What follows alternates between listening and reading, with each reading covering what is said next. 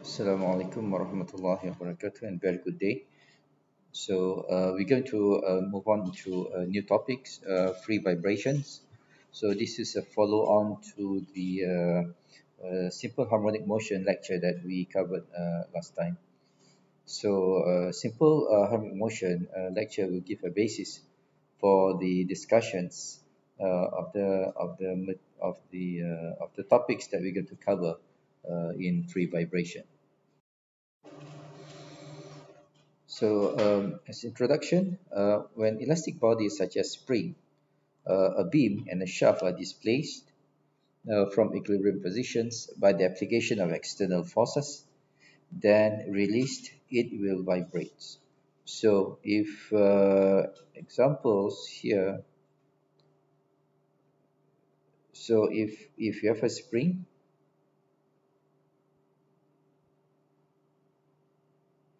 and if you displace it,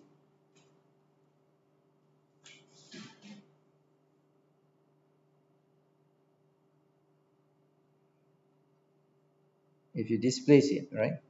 The spring will vibrate ups and down, right? It will vibrate up and down. When the body is displaced, the internal force, elastic or strain energy are present in the body. So spring, when displace it inside the spring itself, then there's a presence of internal force, and basically this internal force is stored in the spring. So at release, these forces brings the body to its original positions, equilibrium positions. The elastic or strain energy is converted into kinetic energy, and the body continues to move in the opposite direction. So once it's released, then this force, the internal force, will bring the spring back up, right? And move in the opposite directions. So the whole of kinetic energy is again converted into strain energy due to which the body again returns to equilibrium positions. In this way, the vibration motion is repeated indefinitely. So if you have a spring system that you pull it down, you apply a force, so there's a build up a strain energy inside the system. Once you release, then basically it's going to return to its original positions and beyond, and it compresses the spring. Again, once you compress the string, then basically there is a stored energy in the spring which will push it back down, right? So due to that, then you have the vibration motion that will happen indefinitely if the conversion from the internal energy and the kinetic energy are conversed 100%. But in actual fact, in actual life, then this the vibration motion will stop at certain point because there is a loss of energy, because as you compress and decompress the spring, then basically you're going to generate heat, and this heat basically going to dissipate into the environment, and because of that, then you're going to have energy loss in the system. So because of that, you cannot sustain this motion indefinitely, right? Let's look at the term used in the vibratory motion case. And this term is basically the same as what we covered in the simple harmonic motion review lecture. Right? So the first term is a period of vibrations or time period. So this is the time interval after which the motion is repeated itself. And the period of vibration is usually expressed in seconds. So this is the same thing that we covered in simple harmonic motions. Second one is a cycle. So cycle is a motion completed during one time period. So if I sketch the amplitude versus time, so this is amplitude versus time. And if the vibration occurs and you have the cyclic vibrations case, so basically this is considered one cycle. Yeah. And basically, and this is the time for one cycle is known as the time period. Yeah. And frequency is a number of cycles described in 1 seconds.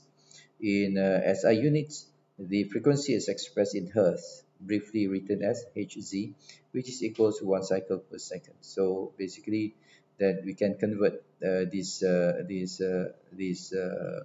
value. So if the time period is Tp, this is known as Tp, right? So this is number of seconds per cycle, right? So frequency is basically the number of cycle per seconds. So this is one over Tp, right? So those are the terms that usually used in vibration system. In general, uh, the vibration motion can be classified into three general classifications, which are free or natural vibrations, forced vibrations, and damped vibration. So this for this particular course, we're going to for this particular class, we're going to concentrate more on the free or natural vibration. So the free and natural vibrations basically occurs when there is no external force act on the body after giving it an initial displacement. So the frequency of the free vibration is called free or natural frequency. So if I have a system, let's say we go back to a simple spring system like this. So if I have a spring system like this and I displace it at certain distance x and then I release it. So what happened is this system will vibrate up and down, right?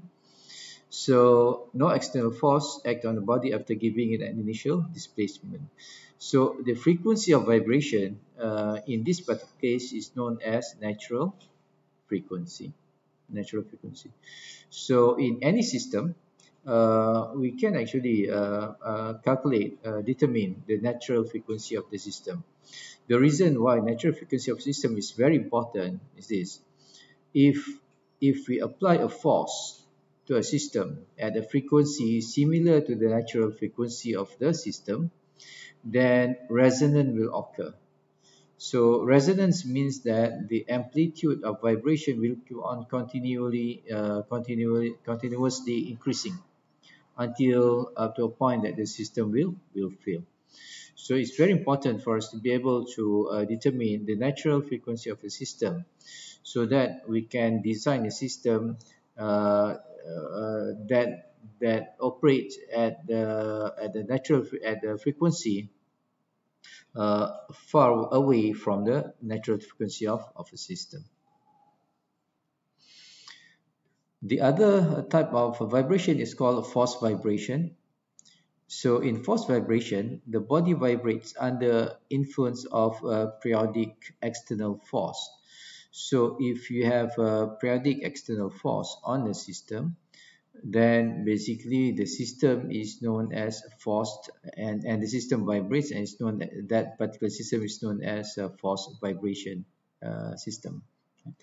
And the vibration have the same frequency as the applied force.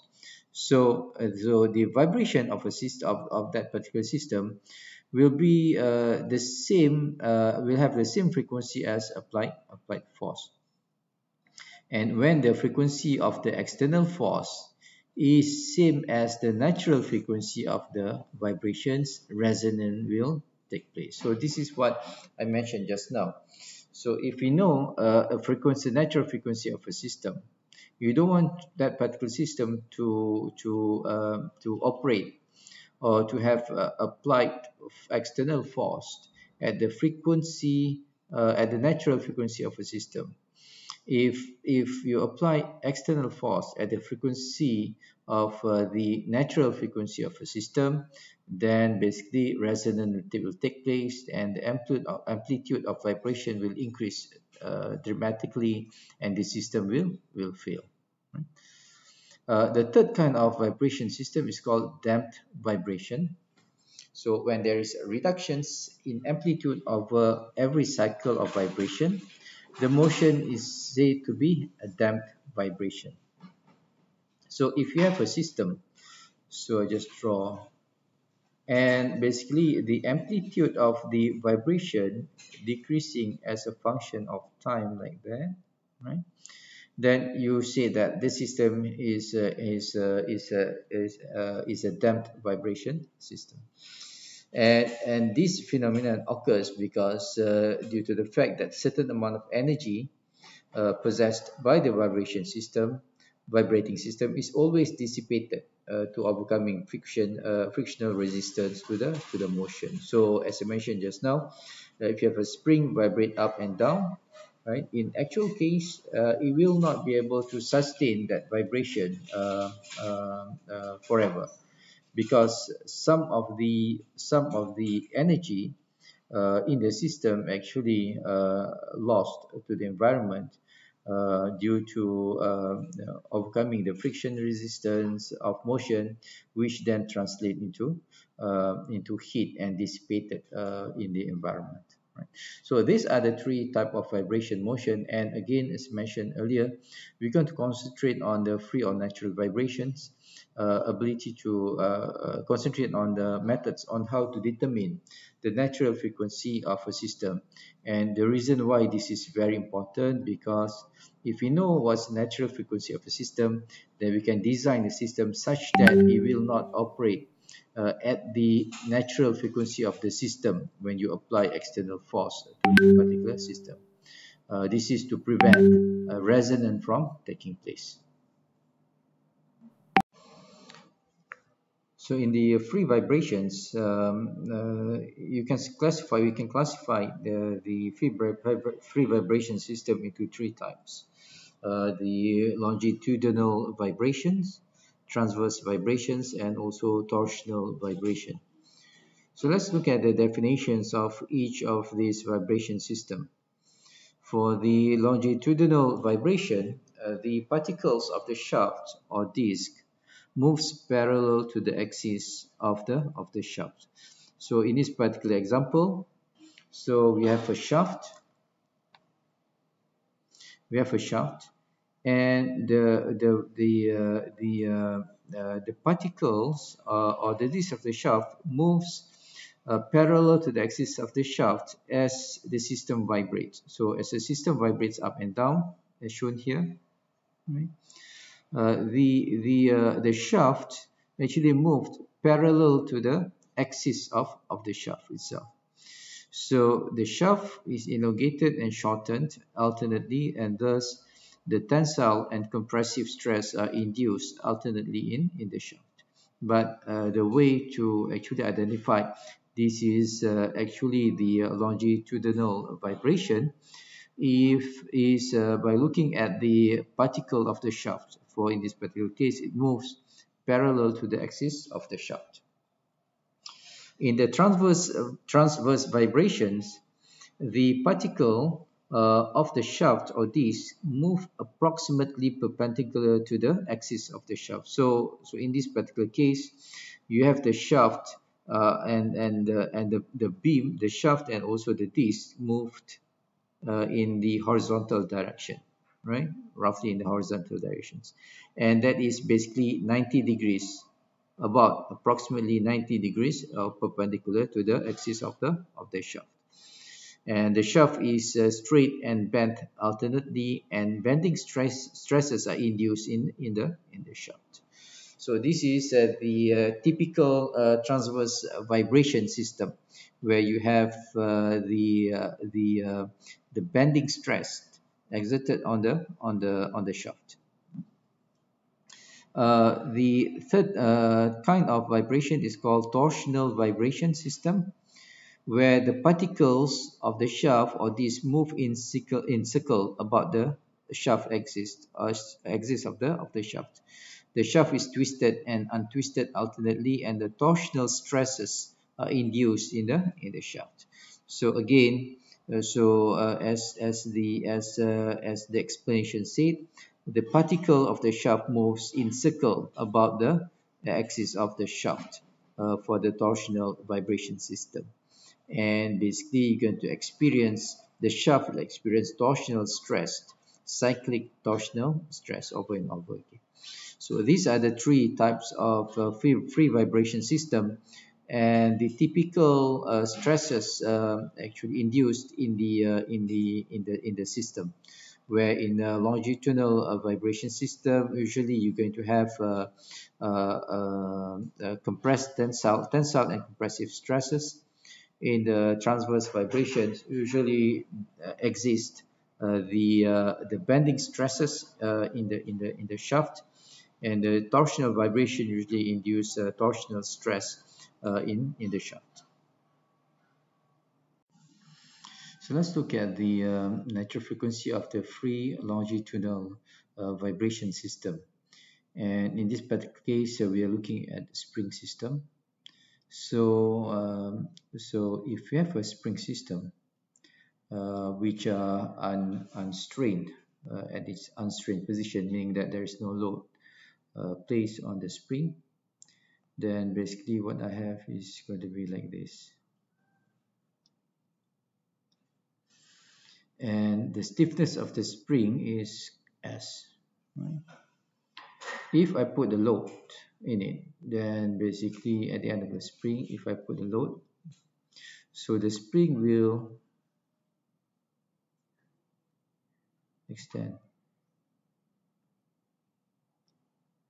So I put the load here, and basically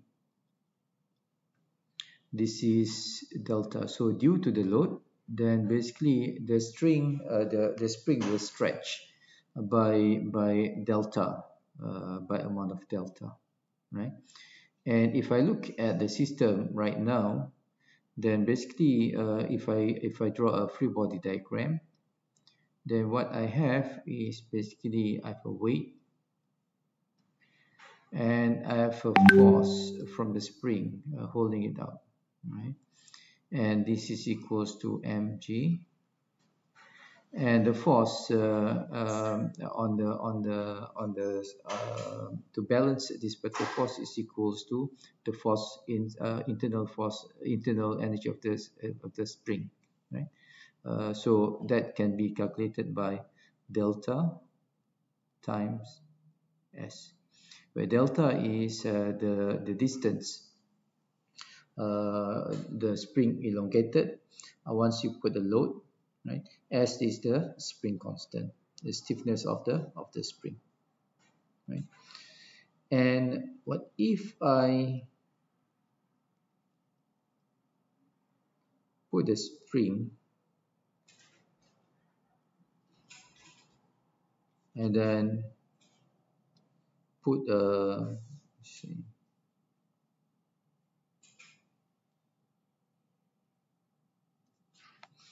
put a load on it.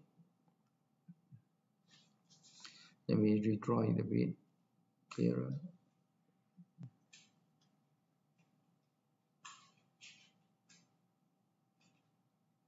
Here's a load, okay? And then I pull it down at certain distance.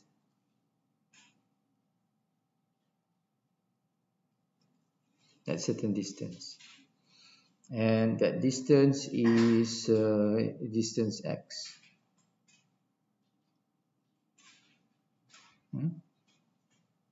Then what happened? Then basically the spring will extend by x plus delta, right?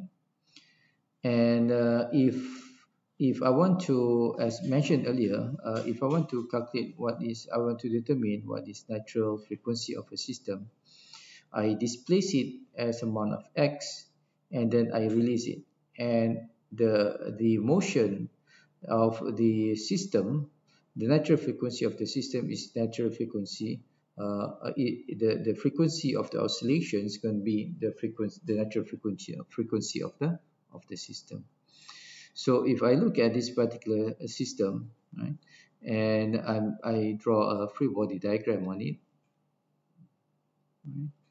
So what I have is I have a force coming down, which is the weight, and I have a force, a pulling force from the spring itself is S times the distance is basically x plus delta, right? And since this is going to be in motion, because once I release it, it's going to oscillate. So there'll be a motion going down m second derivative of x over dt squared, right? And basically, then I can actually write a summation of force, assuming that I'll be going down as positive, equals to MA, because it's not at the static condition, so this is x t squared, equals to the force acting on it. So the force acting on it, basically I have a weight going down is positive, and the spring is equals to negative because it's going up, pulling it up, right? So that's minus s x plus delta, and this is equals to m, so derivative of x with respect to time, equals to w minus sx minus s delta. So if you look at this term s time delta is similar to this term, where it's equals to weight. So this is actually equals to weight. So because of that, this term and this term cancel out. So what I have left is basically m second derivative of x dt squared equals to minus s x. So if I bring it to the other side, I have m x over dt squared plus sx equals to 0. And if I divide all the terms with m, what I have is d over dt squared plus s over m x equals to 0. So if you look at this particular equation, this is actually the natural frequency derivative equation, that simple harmonic motion equation that we derive when we look at the simple harmonic motion case, right? And basically, once you model a system in such form where you have second derivative of x with respect to t plus a multiplier of x, then this multiplier of x will tell you will give you information about natural frequency of the system. So we have derived the equation of motion for a simple swing system just now, and what we got is basically the second derivative of x with respect to t, right, plus ms over m times x equals to 0. And when we covered the simple harmonic motion, and we know that the fundamental equation for simple harmonic motion is equals to second derivative x with respect to t plus omega squared times x. So whatever the multiplier for x is equals to omega squared. So basically what tells you that this S over M is equals to omega square. So once you get that omega square, then we can figure out what is time period. So omega is equal to square root of S over M, and 1 over 1, and Tp is equals to 2 pi over omega equals to 2 pi times square root of M over S. And we can then find the natural frequency of the system is equal to 1 over Tp, right? And if we do that, then basically this is equals to 1 over 2 pi square root of S over M, right? And basically, if you look at this particular equation, if you remember, S weight of a system is equals to S times delta. And what's weight? Weight is equals to mass times gravity, equals to S times delta. S is spring constant. Delta is the deflections of the spring under weight W, right? So then we can actually rewrite this particular equation as over M is equals to G over delta. So then I can substitute this term into here, right? S over M is equals to G over delta. So if I rewrite that, this is equals 1 over 2 pi times square root of G over delta. So this is quite interesting, because if you look at this, then the natural frequency of a system is basically depends on deflection.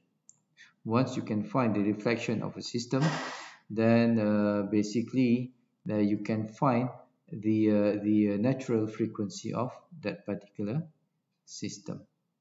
Okay.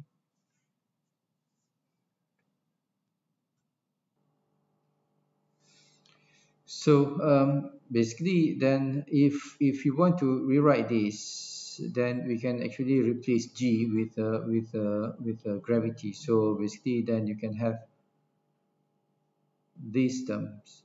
So natural frequency is equal to 1 over 2 pi times square root of 9.81 divided by delta. Delta, remember, delta is the static deflection due to the load. And you can even simplify this to this particular equation, right? And note, the value of static deflection delta may be found out from the given conditions of the problem. For longitudinal vibration, it may be obtained by the relation of a stress-strain relationship, where you can have delta is equals to W, which is the weight load attached to the free end constraint, times L, length of the constraint, divided by E, which is a Young modulus, and times A, which is cross-sectional area of the constraint.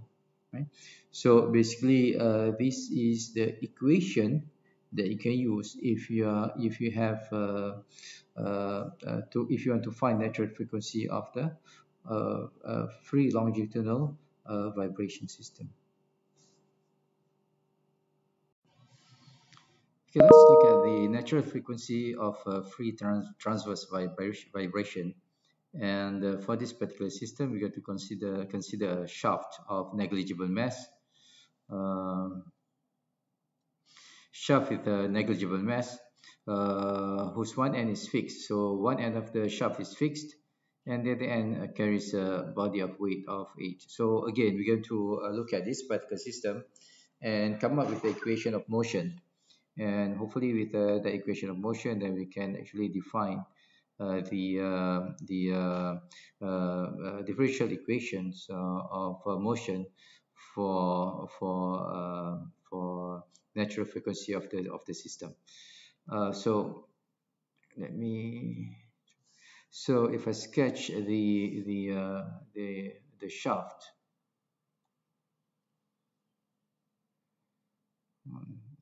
Get this color. So if I sketch the shaft, so initially the shaft would be on its own.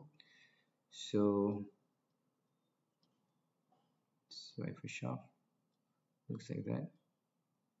I draw the shaft a bit short because of the space. So the center line of the shaft would be the center line.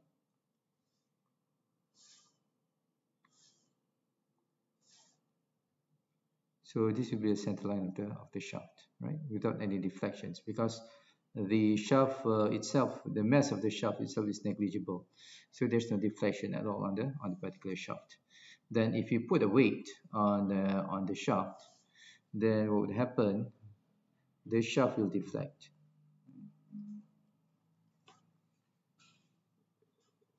So if I put a weight on the shaft, it will deflect, right? So in this particular case, we put a shaft value of W.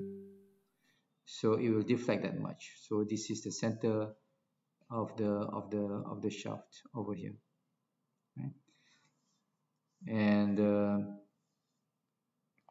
so if you draw a line corresponding to that particular shaft, center line will be somewhere here. Will be somewhere here. Right? And the deflection of the shaft itself is equals to delta. So the deflection of this particular shaft from here to here is called delta, and this is the weight of the shaft coming down. So if I deflect this shaft manually, so this is still in static condition. So if I further deflect the shaft to a distance x and release it, what will happen to this particular shaft is going to vibrate up and down along this line, and this is the mean position. So this line is known as a mean position.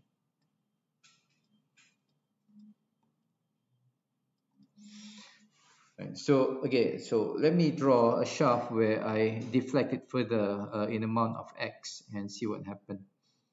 So I'm going to further deflect the shaft down. So I'm exaggerating all this, okay? And the shaft is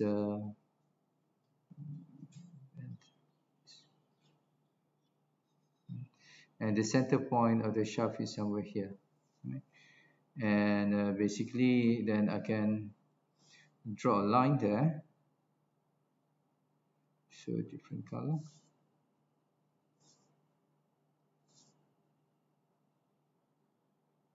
Yeah.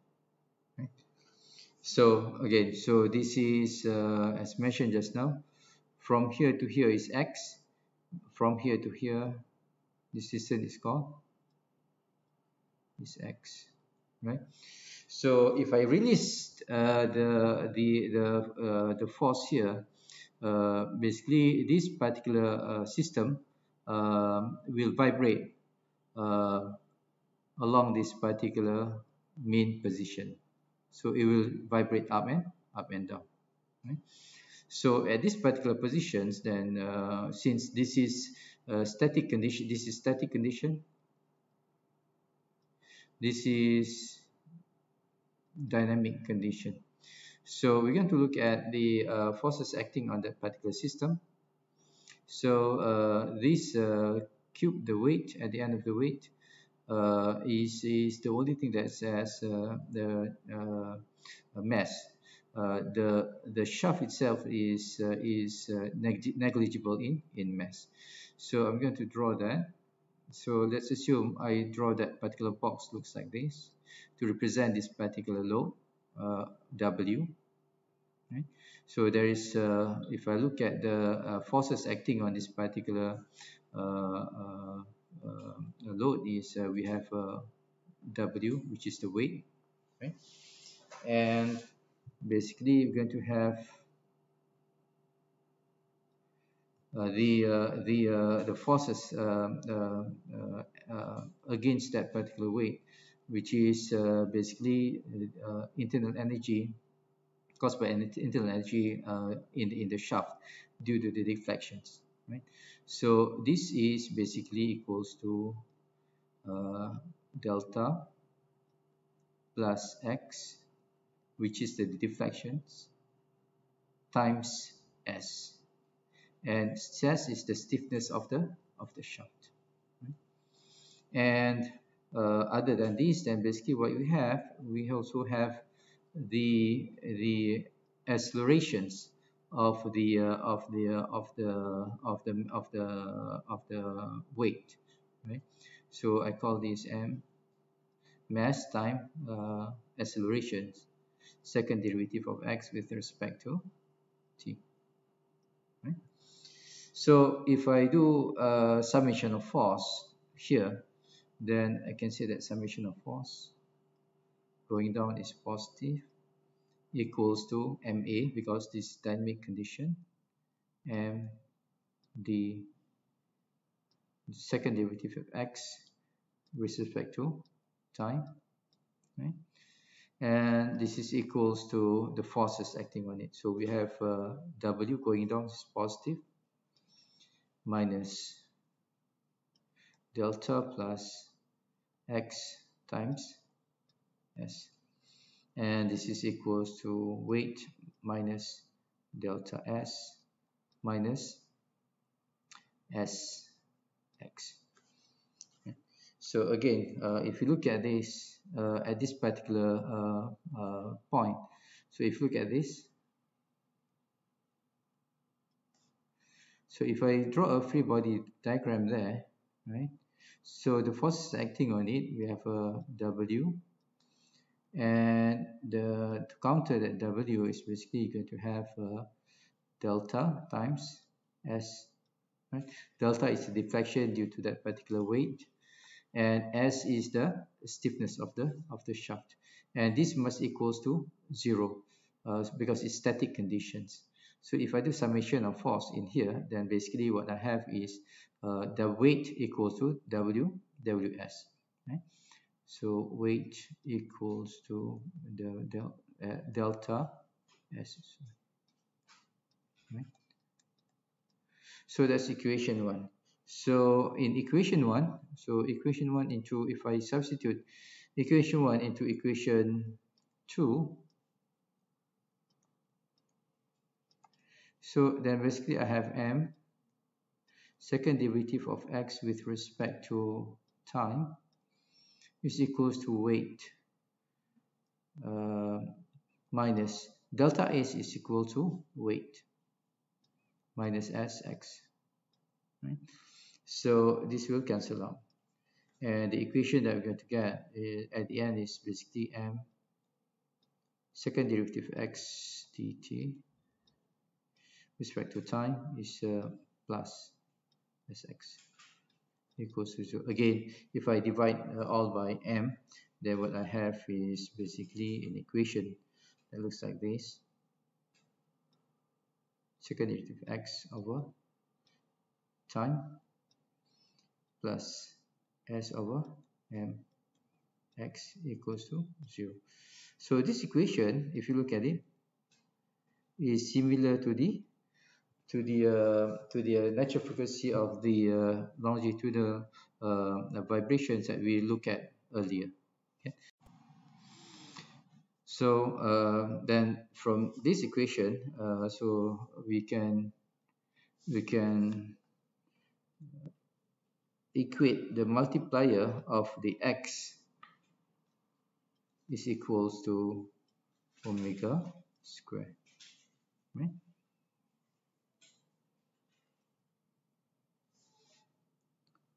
Then basically we can define as what we did in the longitudinal vibration.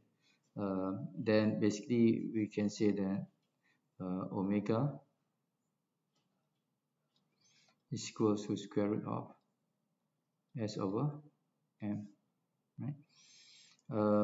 And s is the stiffness of the spring, M is the mass of the mass. And again, if we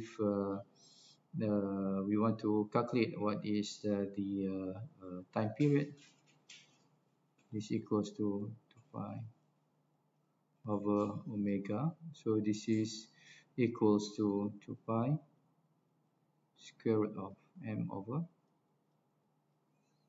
s. And frequency is so the natural frequency of the system that we calculated as 1 over dp and equals to 1 over 2 pi square root of s over m. So we can replace this s over m by this relationship. So we know that weight is equals to delta s, weight is equals to mg is equal to delta s. Right? So basically, then I have g over delta is equal to s over m. So I can substitute s over m over here with g over delta. Then it's much easier for me to find natural frequency of a system. The only thing I have to find is the delta. Right? So then I can write Fn, natural frequency of the system, is equals 1 over 2 pi times square root of g over delta.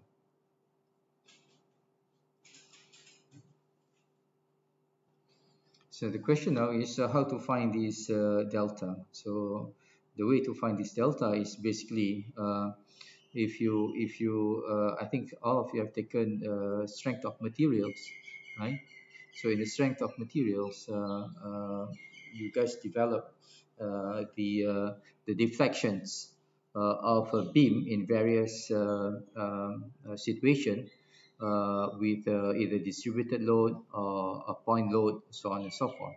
Right? So for this particular case, is a fully supported beam with a free end with a load at the end. So for this particular cantilever beam loaded at the free end, then you can calculate deflections equals to W equal W times L to the power of 3 divided by 3E and I, where W is the load in Newton, L is the length of the shaft in meters, E is the modulus of materials, and I is the moment of inertia of the shaft in a meter to the power of 4. Right? So basically, then you can actually calculate the natural frequency of a system of a beam of a cantilever beam using this particular relationship. So let's look at an examples for the longitudinal and also transverse vibrations of a shaft. So in this particular example, it's given that cantilever shaft of 50 millimeter diameter and 300 millimeter long has a disc of mass 100 kilogram at its end, and Young modulus of the shaft material is 200 giganewton per meter squared. Determine the frequency of the longitudinal and also the transverse vibration of the shaft. So let's work out this particular problem. Okay, for situations of the longitudinal vibration, so the shaft looks like this. Sketch a shaft. So the shaft is basically downwards.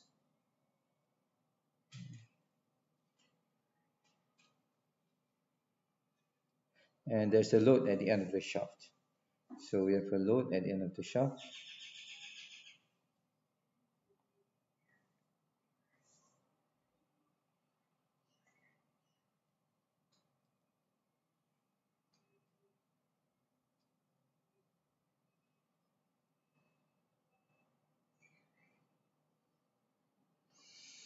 So the load at the shaft is 100 kilograms.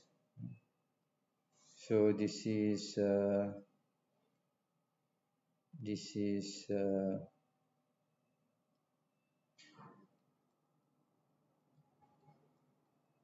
100 kilogram. And the diameter of the cantilever shaft, diameter is equals to uh, 0.05 meter, and the length of the cantilever is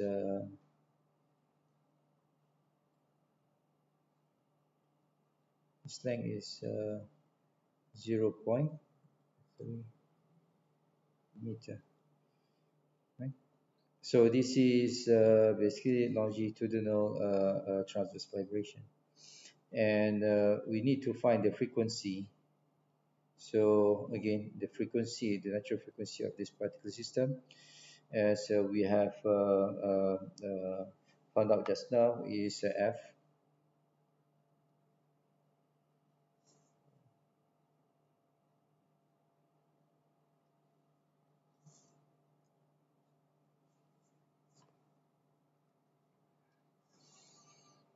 So frequency is equals to 1 over 2 pi times square root of G over delta. Okay. So we know what gravity is, but we don't know what delta is. So how do you find delta? So delta we can find from the equations of elongations that we look at just now when we solve the longitudinal vibration problem. So delta is equals to W times L divided by A times C.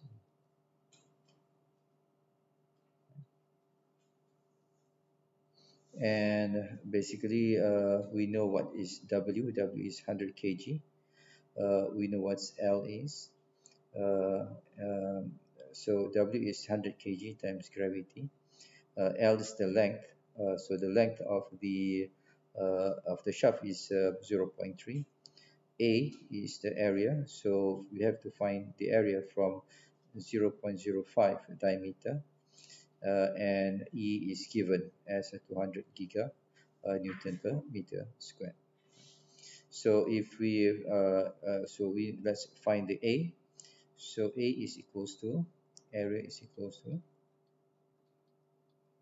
pi r square, and this equals to pi times 0.05 meter divided by 2 square. So this is equals to 1.96 times 10 to minus 3 m squared. And length is given as 0.3 is given. So basically, if I plug in all the numbers, delta is equals to W is equal to the mass is equal to 100 times gravity, which is 9.81 divided by times L is 0.3 divided by A is equals to 1.96 times 10 minus 3 times E is 200 times 10 giga is the power of 9. Right? So if we calculate this, then basically we got delta of 0.751 times 10 to the minus 6 meters. So this is the static deflections of the system, right? Then so we can solve the Fn. So Fn is equals to 1 over 2 pi times 9.81 divided by delta is 0.7, 10 minus 6.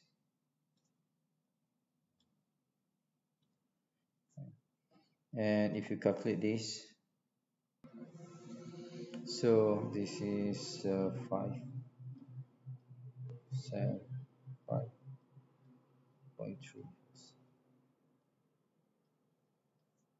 Okay. For the transverse vibration system, then just draw a schematic of the problem. So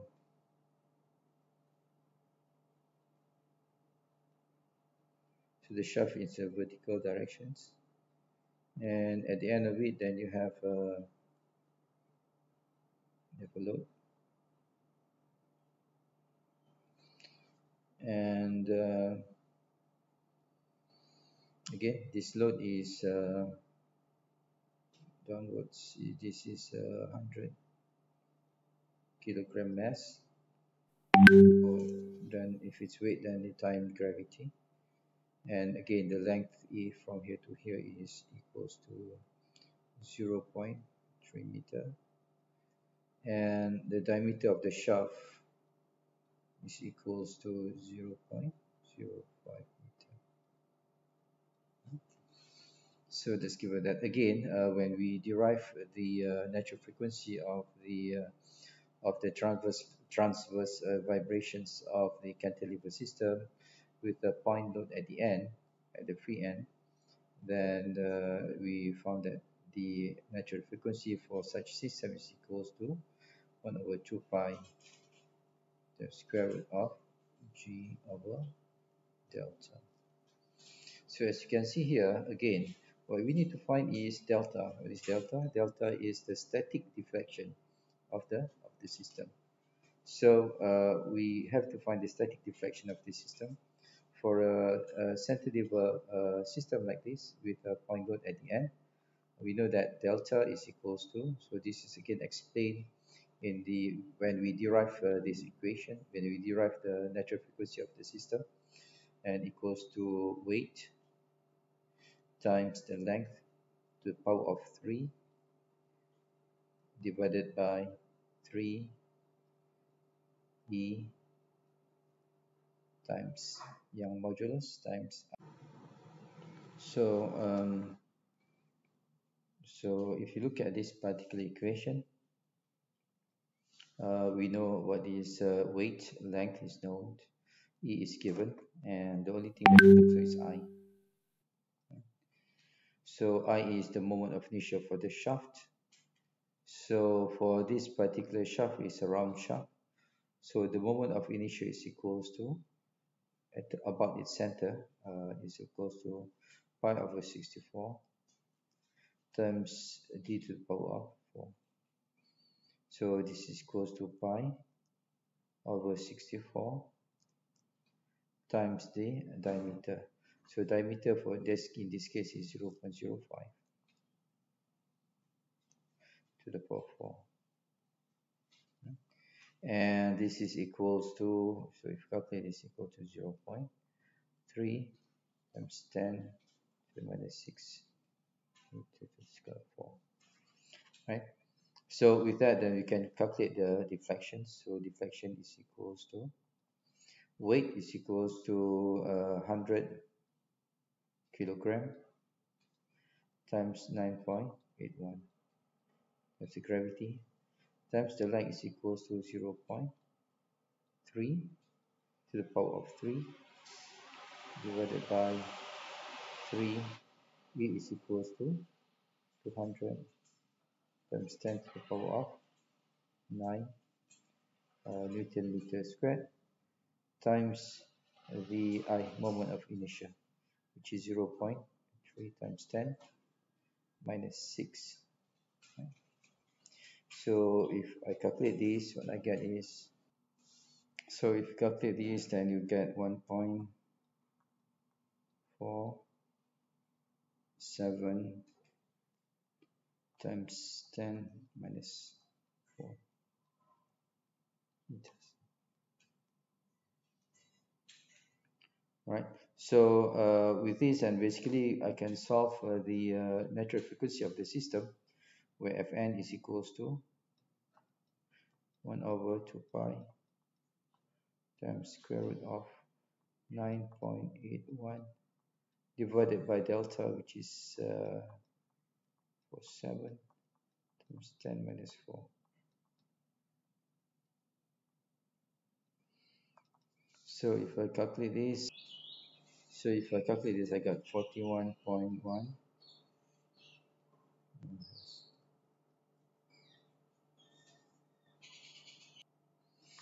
Okay, so we have looked at how to solve a simple problem of finding the natural frequency of a system for both longitudinal and also transverse vibration. So the only thing that we have to find actually is the static deflections of the system. So once you find the static deflection of the system, then you can calculate the natural frequency of the system. So we have looked at the derivations of equation of motion for a shaft or beam with a simple load at the end for both the transverse vibrations and also the longitudinal vibration. So from now onwards, we're going to look at various shaft system with various kind of loading. It can be a distributed loading or it can be point loading with different support system at the end of the particular shaft or beam. And we are not going to do derivations of it. You can derive the equation, but we're going to look at the final equation only. And if you want to derive it, then the methods of derivation is similar to what we did for the cantilever system or the for the shaft with a point load at the end. Okay, so the first system we're going to look at is a natural frequency of the free transverse vibrations due to the point load acting over a simply supported shaft. So for this particular case, we have a simply supported shaft. We have a simply supported shaft at the end, and carrying a point load, and we have a point load. So what we did prior to this is basically the load is at the end, and what we did prior to this is basically a beam or a shaft with a load at the end, right? So for this particular case, we have a simply supported beam at both the end, and we have a point load at allocations somewhere within the span of that particular beam or shaft.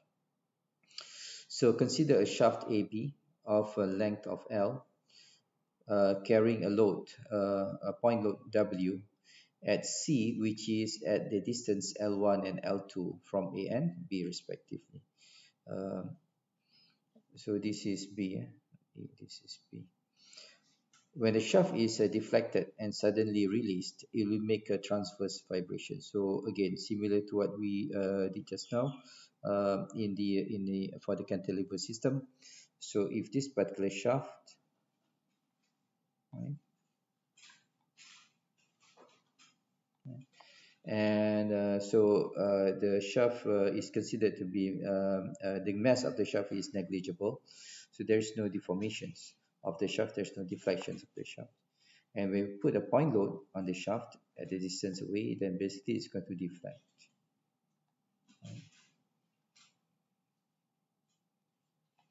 So you put a point load here certain way, then it's going to deflect, right? And this deflection is as we described earlier. So this deflection is going to be uh, the maximum deflection here is equal to delta. Right? And what it says that so this is a static condition. So if the deflection of the shaft, if the beam is deflected beyond the static equilibrium and then load the load and with the beam is that if the beam is deflected beyond the static equilibrium position, then the load will vibrate with a simple harmonic motion if you release that particular load. So if you deflect it further, you push it down with certain load and then release the load, then it will vibrate. It will vibrate with a simple harmonic motion, right? As described earlier.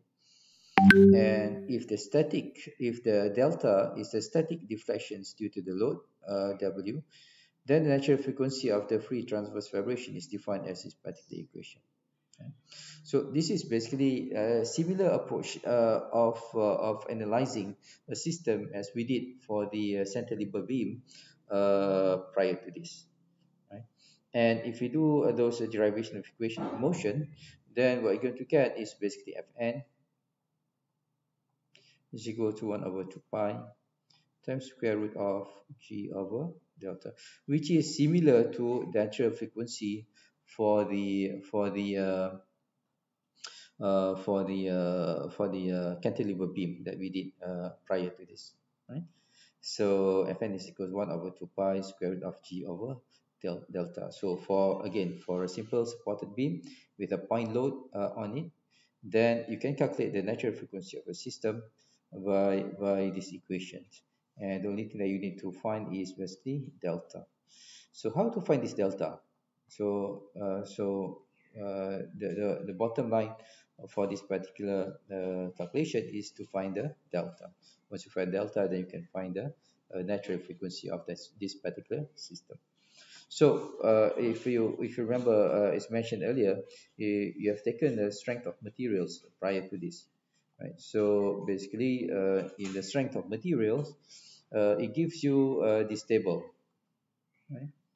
So we are not going to derive this equation for this table, but you have gone through this before in the strength of materials courses, where given various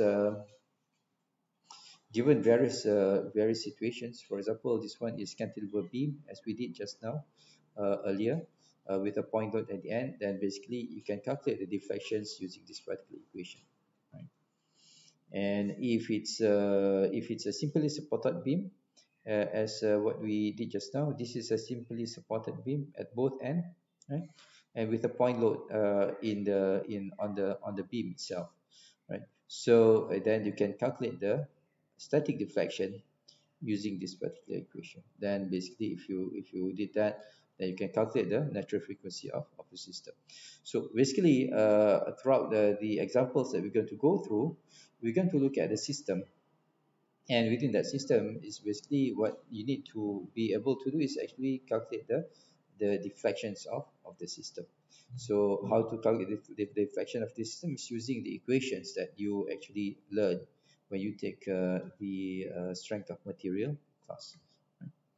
So again, so if you open up a book on strength of materials, then you can find equations to calculate, for example, static deflection. This is a simply supported beam with a uniform load of W per unit length. So this is simply supported beam and with a distributed load, and you can calculate the static deflections of it. And this is for the fully supported beam, fixed beam or fully supported beam at the end with a point load, so on and so forth. So basically, you can find the deflections of various support system and also various loading on the beam using the table that has been covered in the strength of material class. Right? So let's look at the example of the shaft with a support with a fully with a simply supported beam with a point load at it, on it. So basically a shaft. The shaft is a simply supported shaft. So this is a signage symbol for the simply supported beam or simply supported shaft. And the shaft length is 0.75. So from here to here is 0.75 meter. Um, is carrying a body of mass 90 kilogram, 0.5 meter from one end. So we have to do some here. And this load is 90 kilogram kg. So this is a mass of 90 kg there. And the distance from one end is equals to 0.25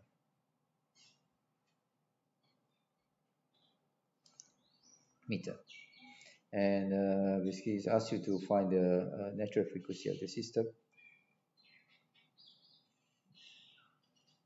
of the transverse vibration. So assuming it's given that modulus of elasticity is 200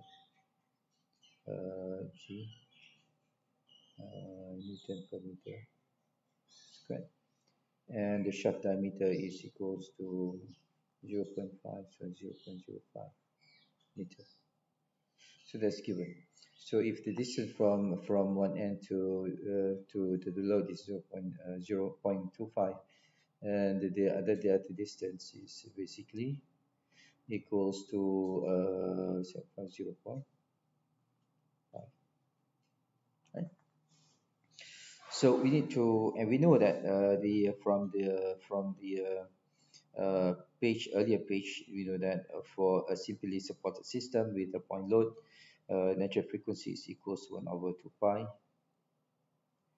times square root of g over delta, and delta is a static deflection. So what you need to find is the static deflection. So for this particular system, so where do we get the static deflection from? It's from the table that we had that I showed earlier. So from this table that you can get from strength of material book. So we know that for the simple supported beam and a point load at the center, then you can calculate the static deflection equals to weight times a squared times b squared. So ab is basically the distance from the one end to the weight to the load, and b is the other end to the load, divided by 3 times E times L times I. So this is the equation to calculate the delta. If you know what delta is, then you can find the natural frequency of the system. So again, so delta just now is equals to uh, W times A squared times B squared divided by 2 times E modulus times I times L. So if you look at this particular equation, we know what is W, the weight is basically is 90 kilograms times gravity. A is 0.25, B is 0.5, 2E is given as 200 times 10 to the power of 9 Newton per meter squared, and I is the moment of inertia. So the only thing we need to calculate before we can solve this is the moment of inertia. Again, the moment of inertia, I, for this particular beam, this is a round beam because it's given diameter. So the I is equals to pi over 64 times d to the power of 4. So this is equals to pi over 64. D is equals to 0.05.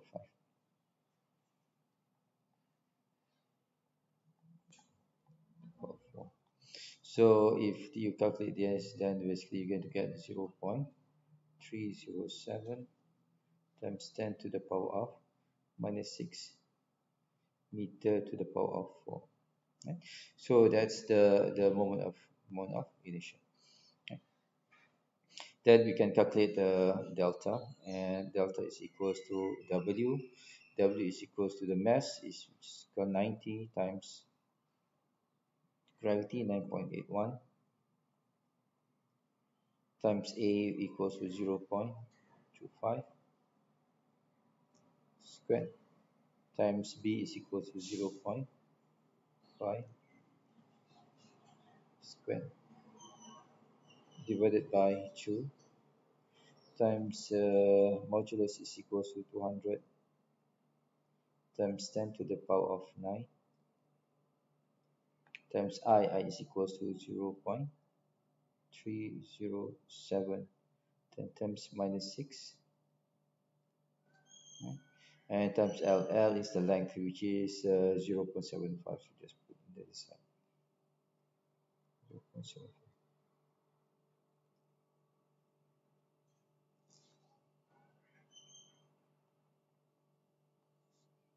So divided by 0.75.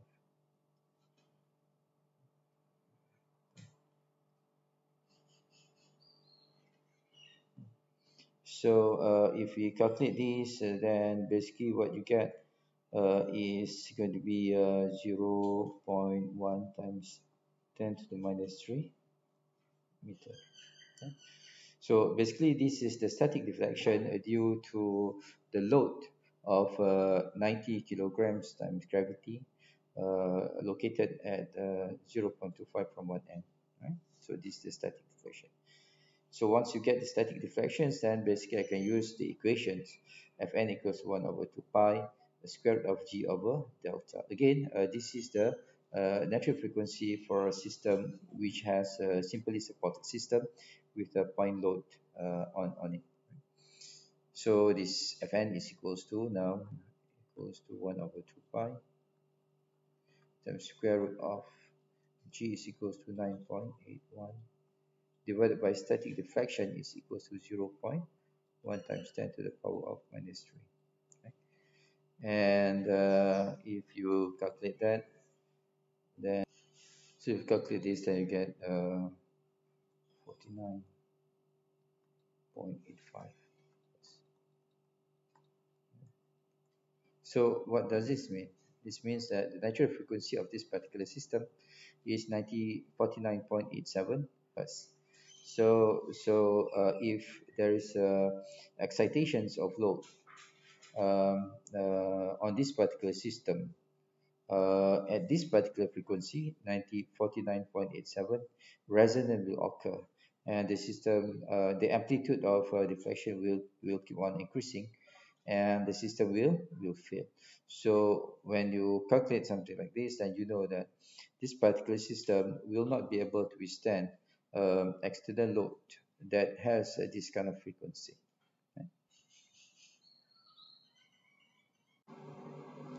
Okay, let's look at the natural frequency for the free transverse vibrations due to uniformly distributed load. So what we did just now is a simply supported beam with a point load. So what if you have uniformly distributed load acting over a simply supported shaft? So you have a simply supported beam.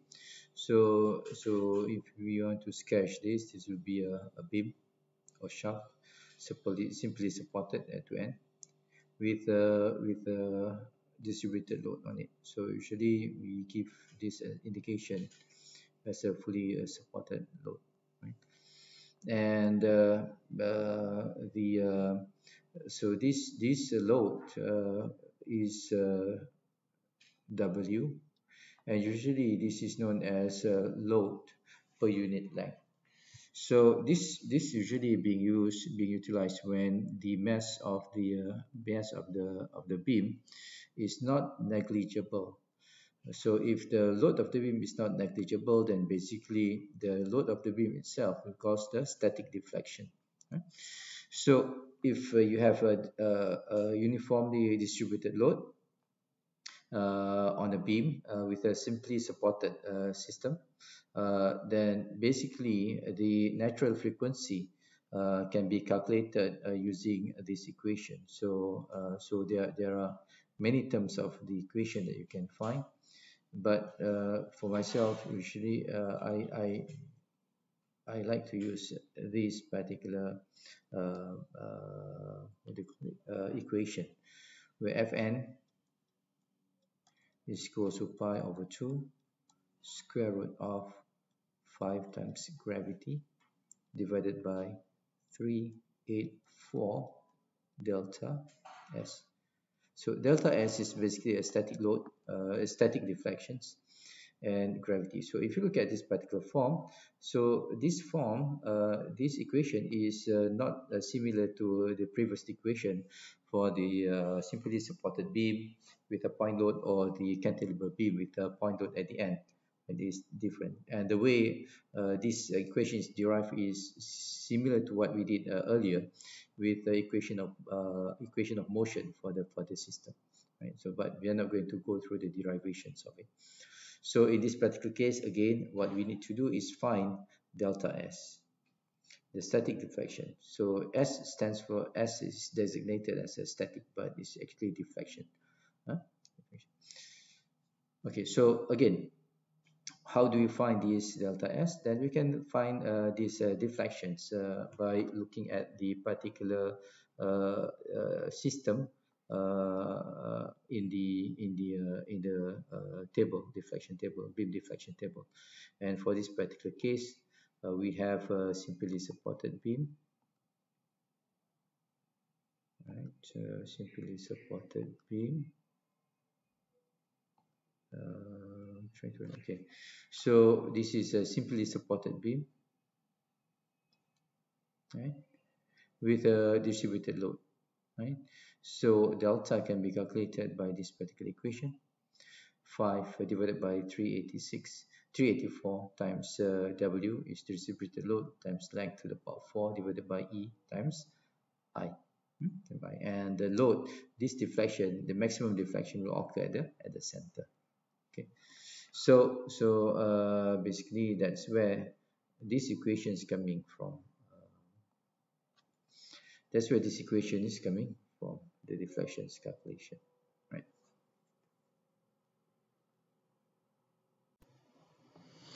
So for the natural frequency of a free transverse vibration for a shaft fixed at both ends carry uniform distributed load, then basically you can calculate the natural frequency of it using this particular equation. So again, I like to use this equation, and basically this is a net frequency is equal to 3.573 times the square root of G over 384 times delta S. The reason why I like this kind of equation, because basically this equation is a function of reflecting that it's a function of G and delta S. So what you need to find is just delta S. And delta S can be found, delta S is again the static load, sometimes they refer to just delta, is equals to W times L to the power 4 divided by 384 times EI. So this also can be found from the table that we referred earlier. So if you look at this table for the fully supported beam with a distributed load, then basically so it's a fully supported beam with a distributed load, and basically that's basically the equations, delta equations for it. And the maximum deflection, the static deflections occurs at the center of it. So then basically you can solve this particular problem if you can calculate the static deflection. So again, this is for the fully supported beam. So if you want to draw this, this is a beam, and basically if it's fully supported beam, then basically that's how you signify it as a fully supported beam. And the distributed load is shown as such. Right? Okay. So far we have looked at the various scenarios to calculate the natural frequency of the system, and in those scenarios basically we consider only one point load or one uniformly distributed load. But in real case, in real life, you might have a multiple point load or multiple distributed load, or the combinations of the two. So if you have such cases, then basically you can actually find the natural frequency of a system using a method called Dunn-Curley method.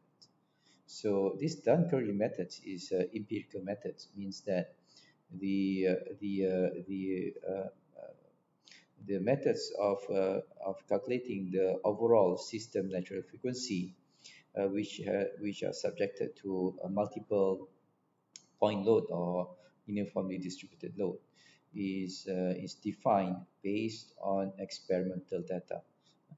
So let's look at this in detail. So we are talking about natural frequency of free transverse vibration for a shaft subjected to number of point loads or uniformly distributed load. So consider a shaft AB of negligible mass. So this shaft AB of negligible mass loaded with point loads W1, W2, W3, W4 in newtons or uniformly distributed load.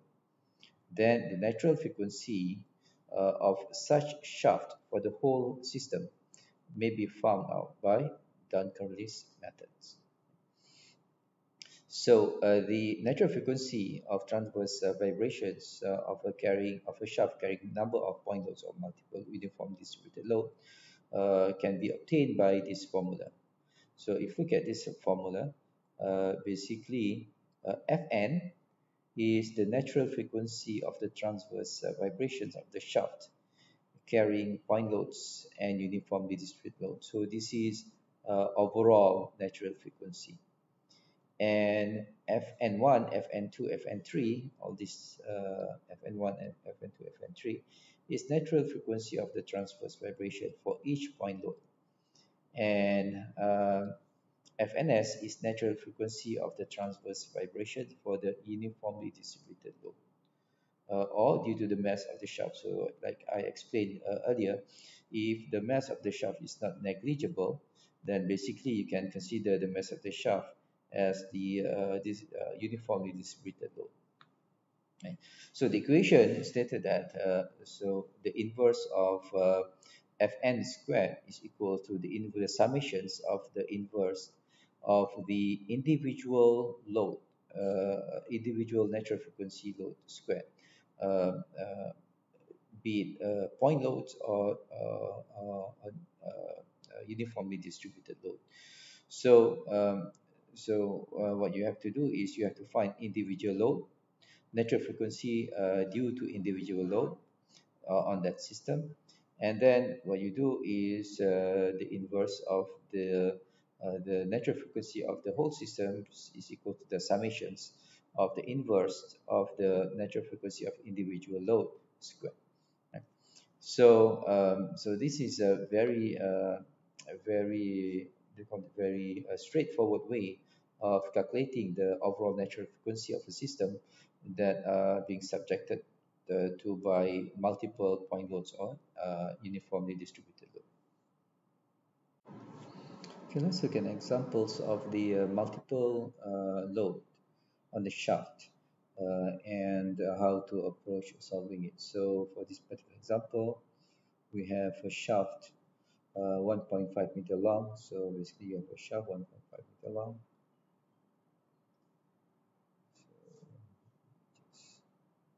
So let it this way. It's easier. So for shaft 1.5 meter long, and this shaft is supported in the flexible bearing. So whenever you have this word flexible bearing, then you saw it's a simply supported beam. It's a simply supported beam. Carries two wheels, each of 50 kilogram mass. So there's a point load on the system, on the shaft, and each of them has a mass of 50 kilogram. One wheel is situated at the center of the shaft. So one is at the center. So I know that one's at the center, and this is 50 kilogram. And the other one is distance 375 um, uh, uh, millimeter from the center towards to the left. So towards to the left, there's another shaft, another wheel, and this is another 50 kg. And from here to here is basically 1.5 meters divided by 2. So this is 0. So this is 0.75 meter, and the distance between the two wheel is 0.375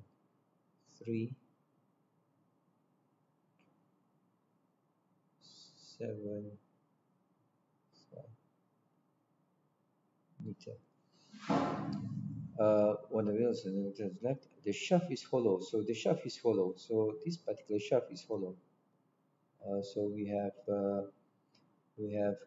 external and internal diameter. So the external diameter is 75. The external diameter is equals to 0.075 meter, and the internal diameter is equals to 0.04 meter. And density of the shaft material, so you know that density is equals to 7700 kilogram per meter cube. And the modulus of elasticity is equals to 200. 10 minus 10 to the 9. Right, financial fracture system take into account that the mass of the shaft. So with that, then basically we know that there's a distributed load here. So there's a distributed load here. So we have a distributed load on the system, right? Okay, so we know the two-point load, but we don't know the distributed load. So and that value is not given, but we are given the density. So if the density times the area, then basically you get the distributed load. So then we need to calculate the cross-sectional area, this cross-sectional area. So area is equals to, so this is basically we just put, so for this one is call it 1, that's equals to 2, and R1 is equals to 0.037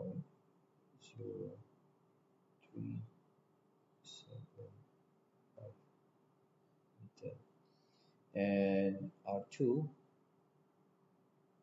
equals to 0.02 meter. So basically area is equals to pi, so R1 is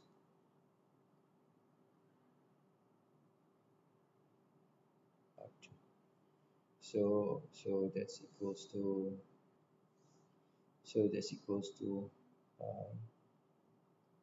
R1 is equal to 0.75 square minus 0.02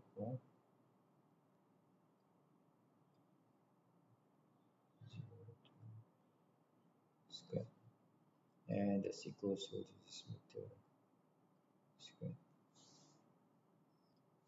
So that's equals to 3.6 10 to the minus 3 meter square. So I can calculate my distributed mass is equals to rho times A, which is equals to, rho is equals to 7700 times A is 3.16, 10 times minus 3, and this is in kilogram per meter, and this is equals to, that equals to 24.34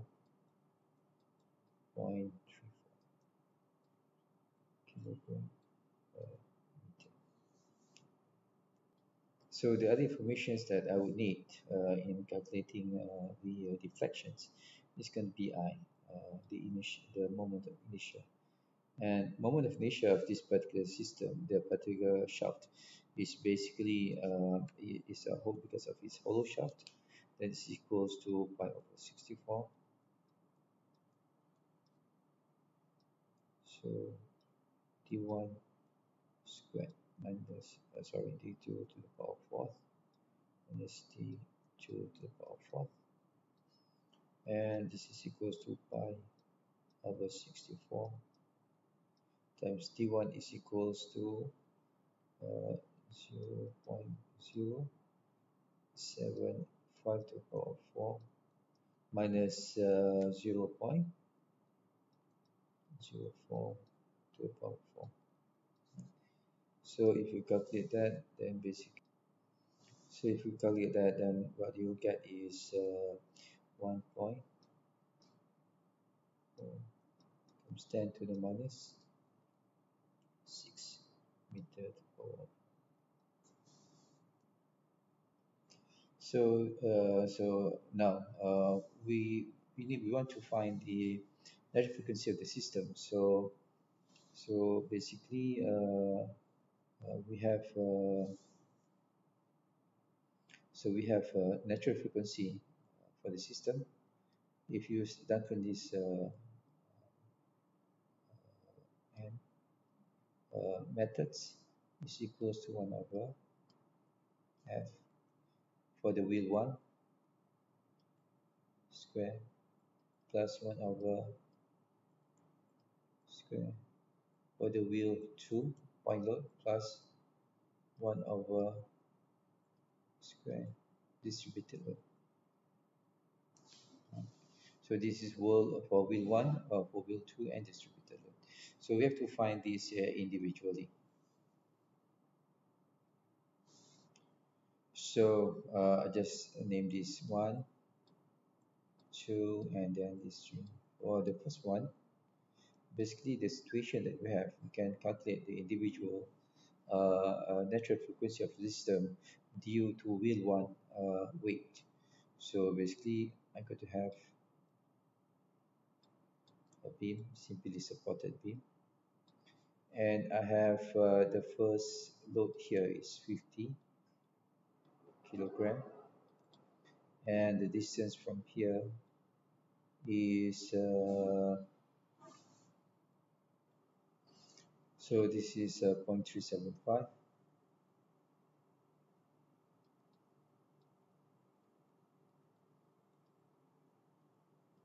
and the distance from here to here is 0.75. So this is 1 point.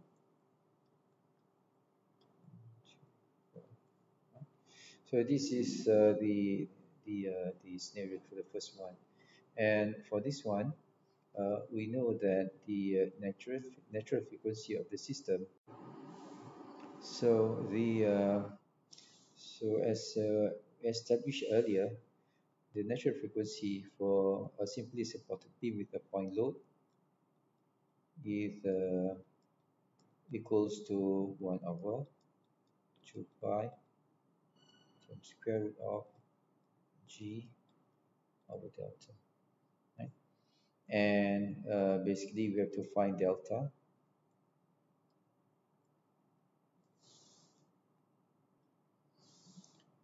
And from the table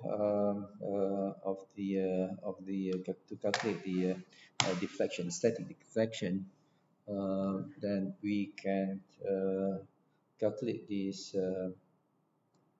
deflection is equals to W A square B square over 3 E I times L,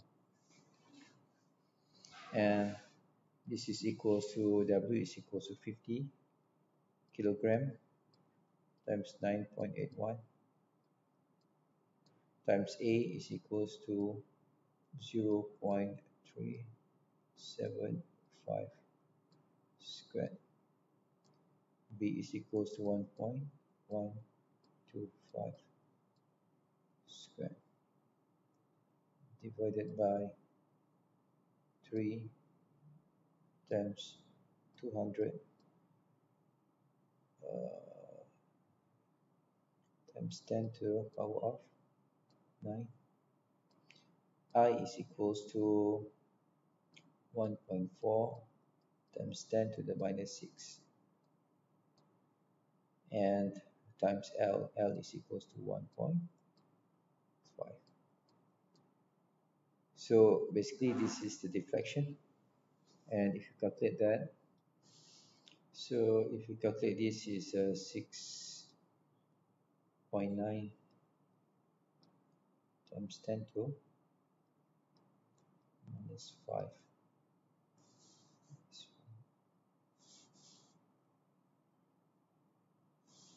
This is minus 5, that minus 5 meter. So once I find this, then I can find F.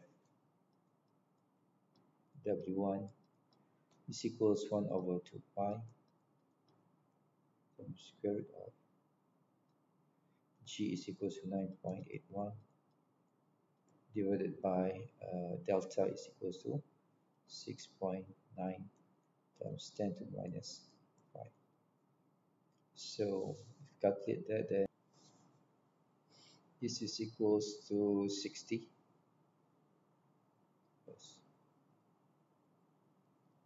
So this is a natural frequency to the system due to the point load wheel 1. So I'm going to jot it down here.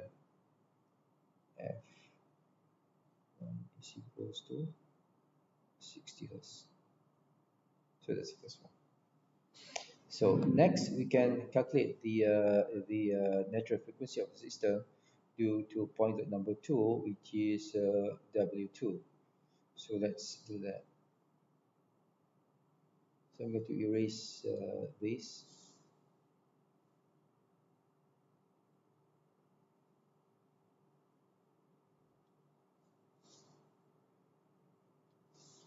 So for the point load number 2, so I have a beam again, and it's a simply supported beam.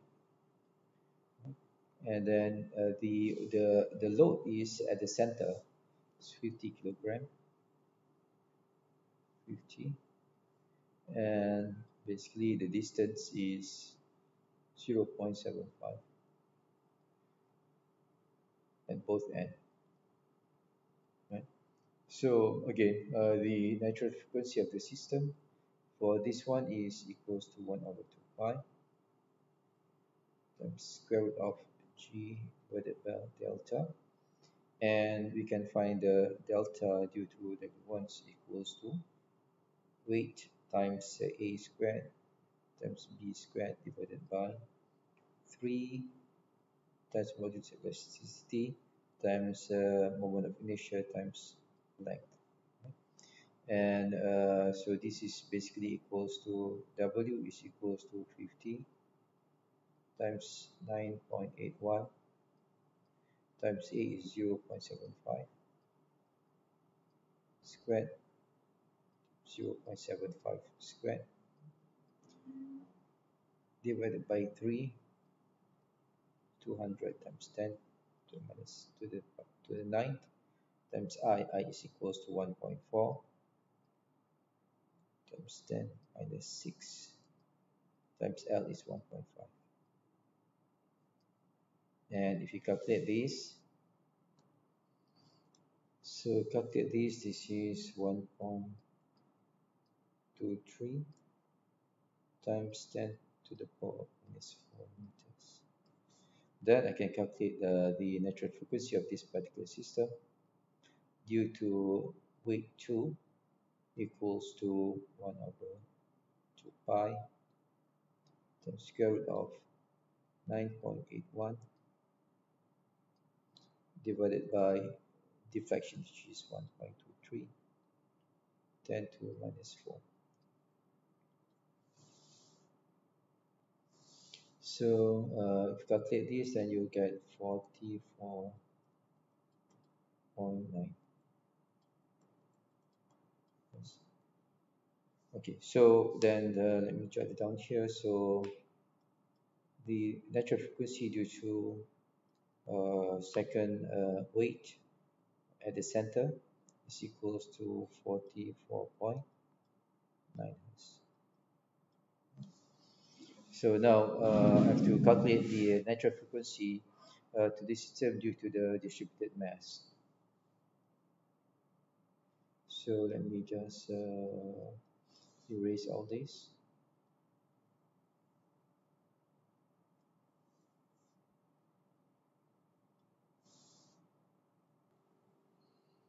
Okay, so next we have to calculate the natural frequency due to the distributed load.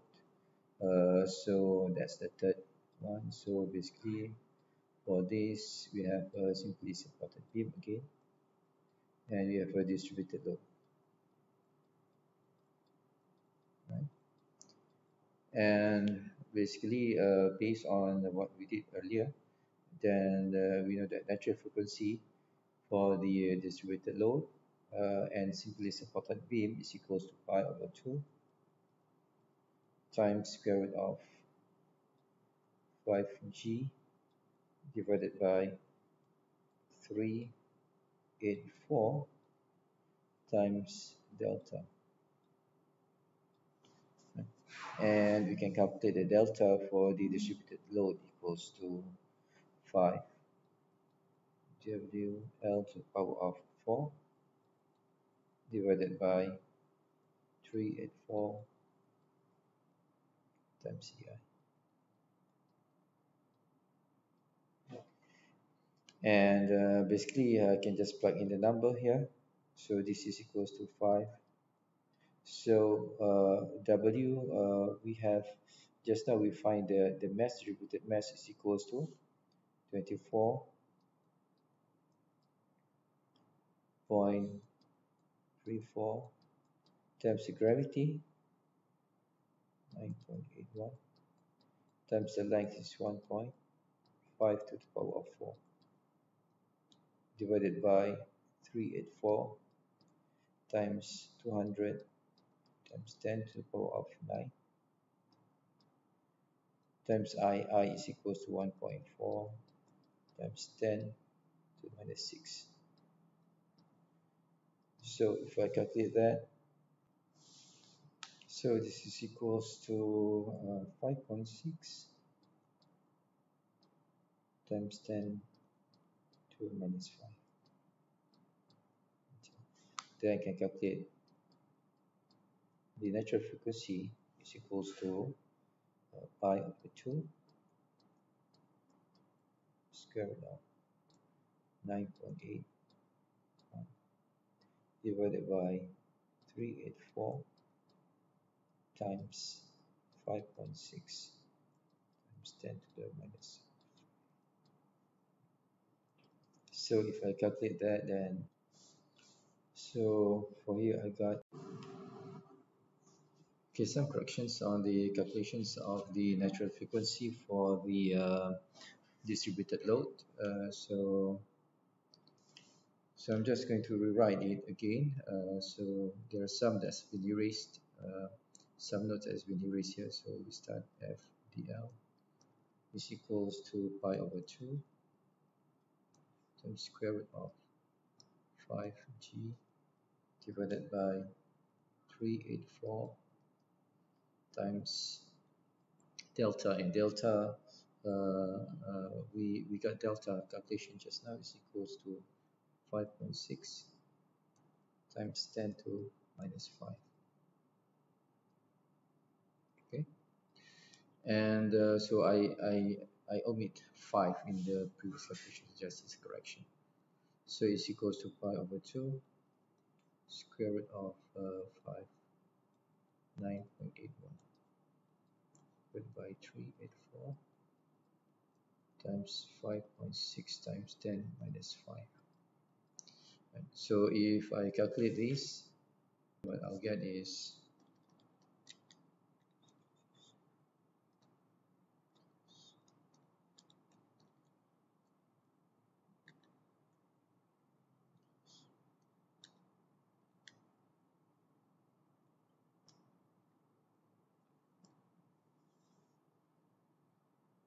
So this is equals to 9.5 times 10 minus 4.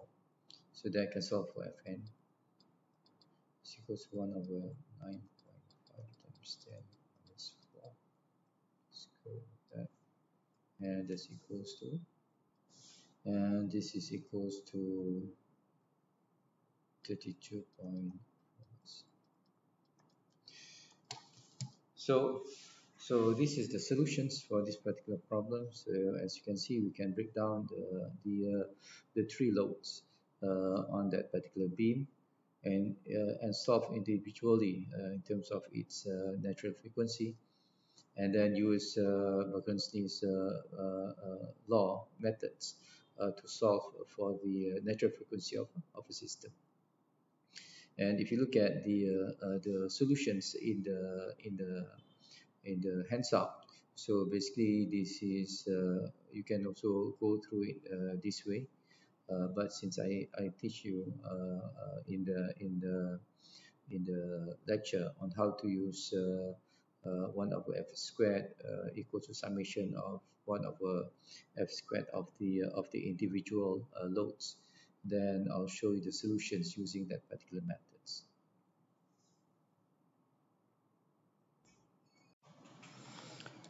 So far, when we discuss about the natural frequency of a system, we look at either the longitudinal vibrations or the transverse vibration of a shaft that's subjected to either point loading or distributed loading.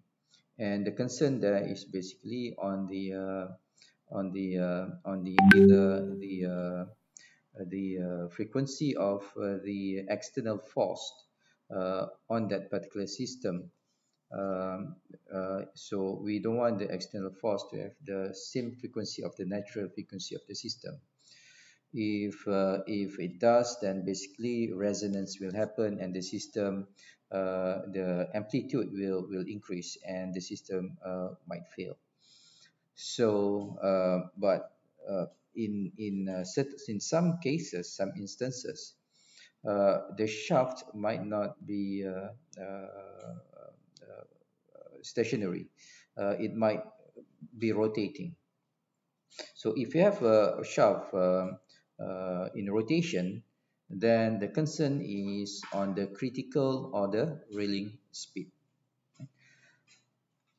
So the rotating shaft carries different mounting. So the rotating shaft might carry different mounting and accessories in the form of gears, pulley, manifold, so on and so forth, right?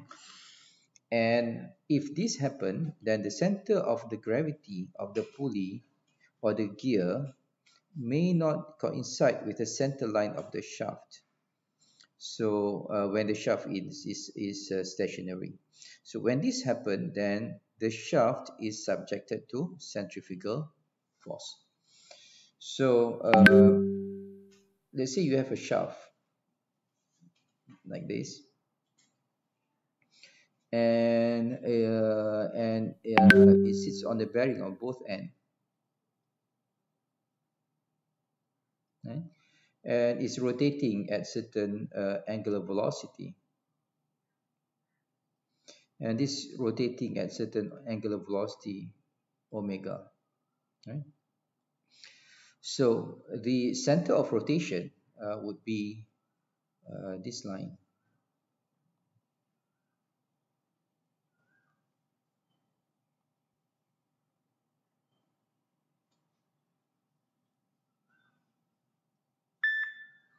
Okay, that will be the center of rotation. It's not that clear, so let me change the color to something that's clearer. So the center of rotation would be this line. That's supposed to be straight. So let me just redo that.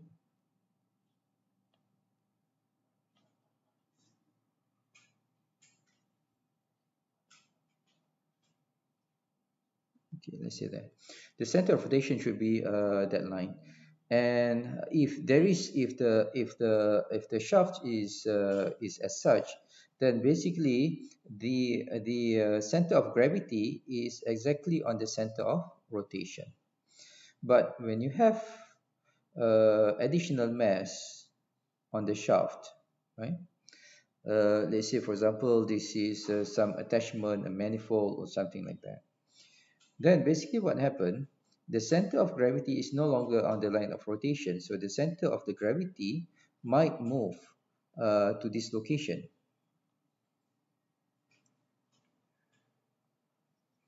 So the center of gravity might move to this particular location.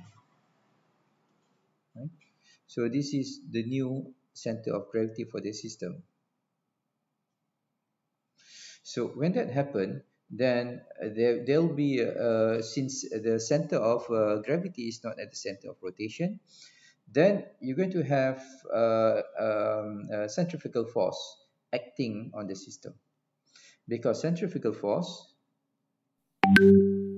is equals to mass times the acceleration, right?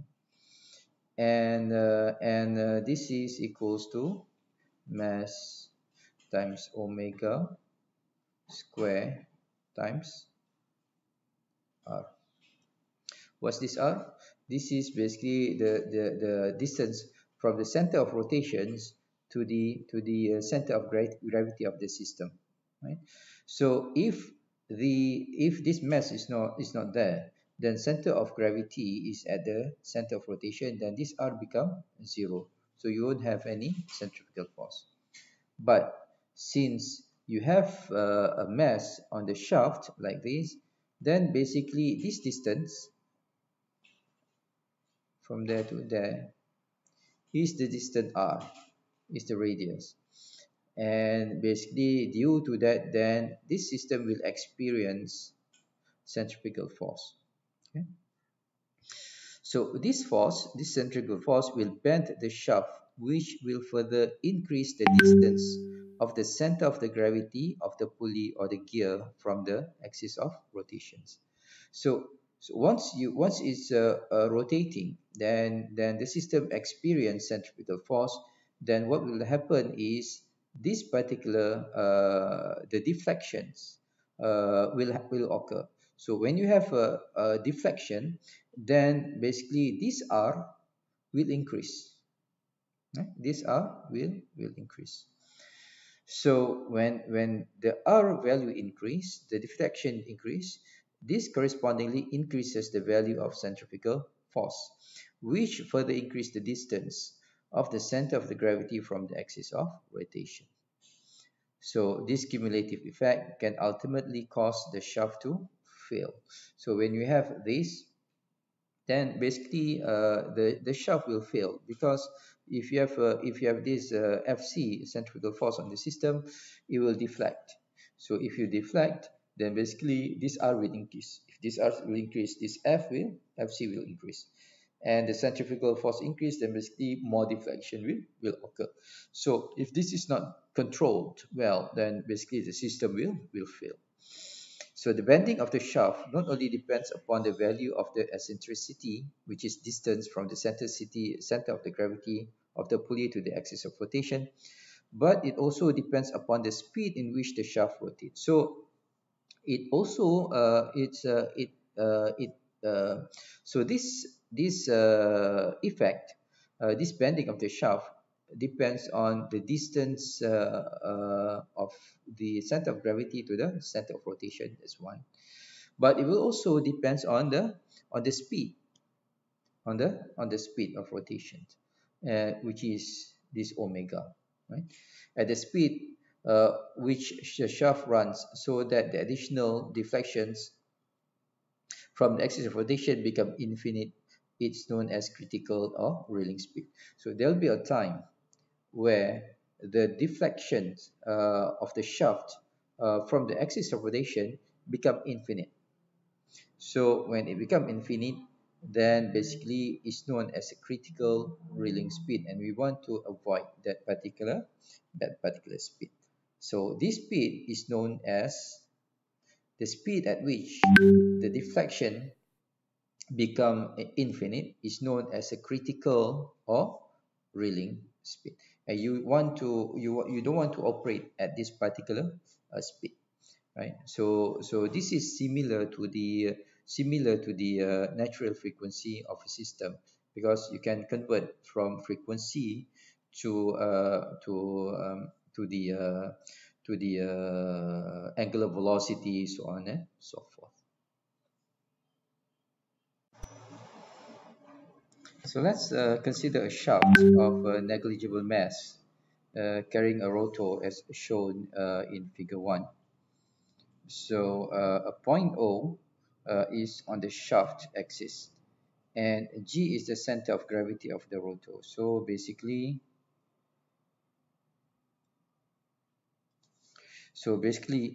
the E, this G is the center of gravity of the rotor, because the center of gravity of the shaft is on the line of rotation itself.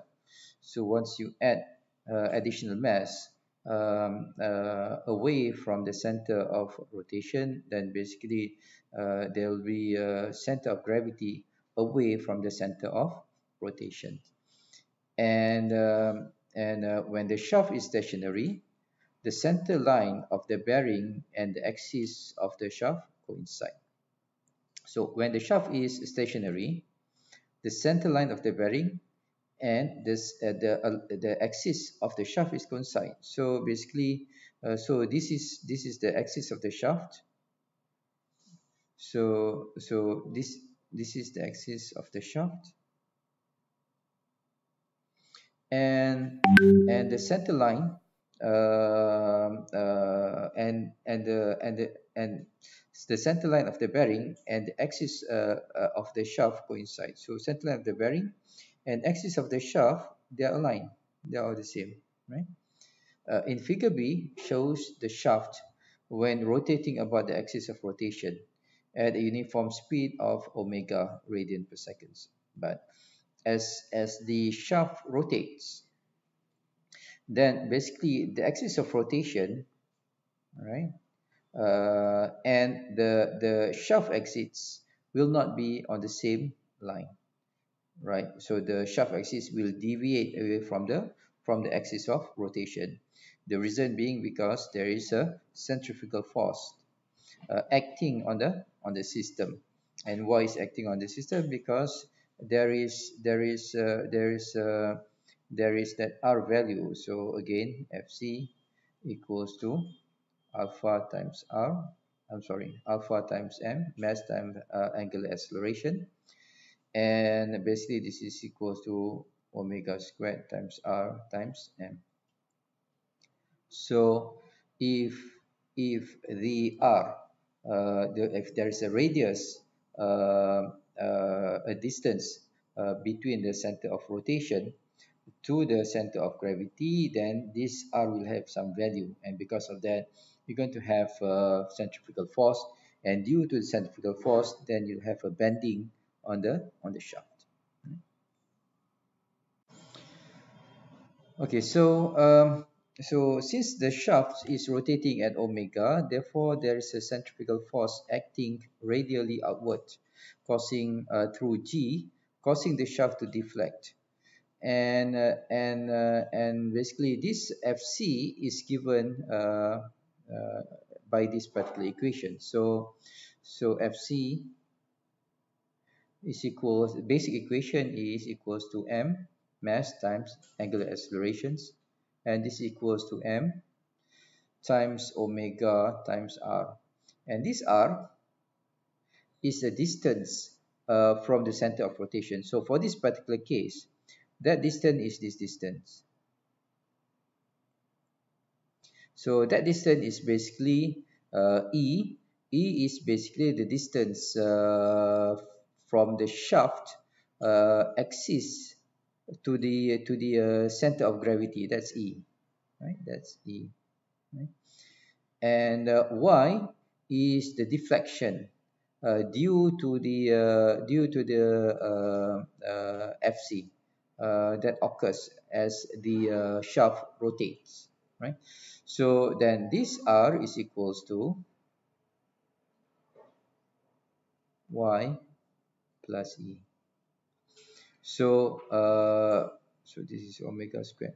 So because of that, then this equation FC is equals to M omega squared times Y plus E.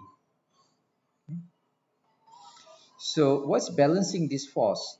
So FC is here, right? So there's something that's actually balancing this force, and the shaft deflect and behave like a spring.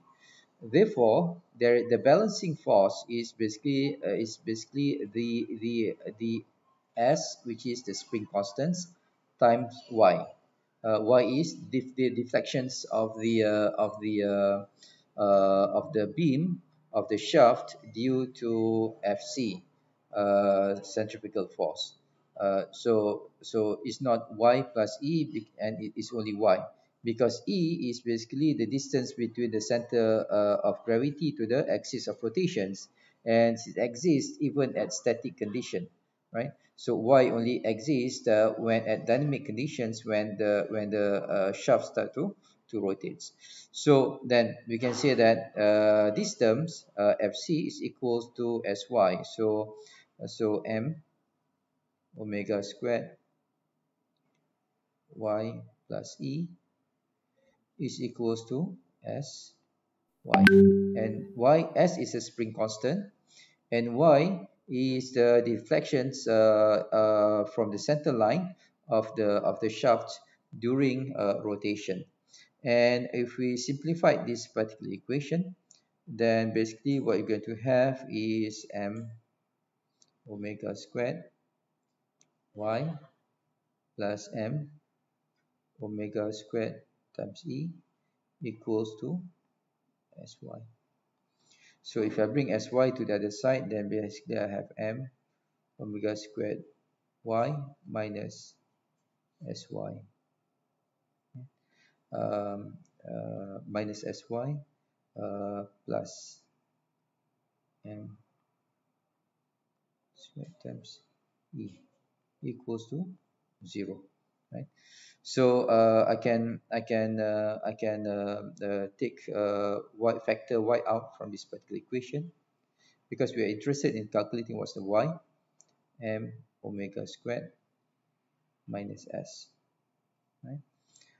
Equals to uh, this the other side, minus M omega squared times E. So then I can calculate what's Y is. Y is equals to minus M omega squared times E divided by M omega squared minus S, right? Okay, so I can do an operations where I times the numerator and denominator by minus 1, right? So this equation will be M omega squared E S minus M omega squared, right? And if I divide again numerator and denominator by M, I divide by M, then what I'll get is basically omega squared times E divided by S over M minus omega squared. So let me copy this equation over here. So Y equals to omega squared times E divided by S over M minus omega squared. So let's talk about this S over M. S over M. So stiffness over mass. So if you remember when we derive our equations, initial equations on the natural frequency, so we have a term of deflection times spring constant is equals to weight, right? And this is equals to m times gravity, right? So then I can so this is delta s. So s over m is equals to g over delta. If you look at this term, right, this term is quite familiar. I'm quite sure, right? Because what this term is equals to, what this term is basically omega squared, right?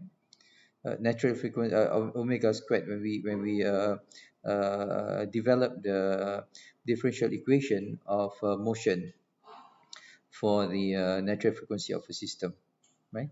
So this is basically equals to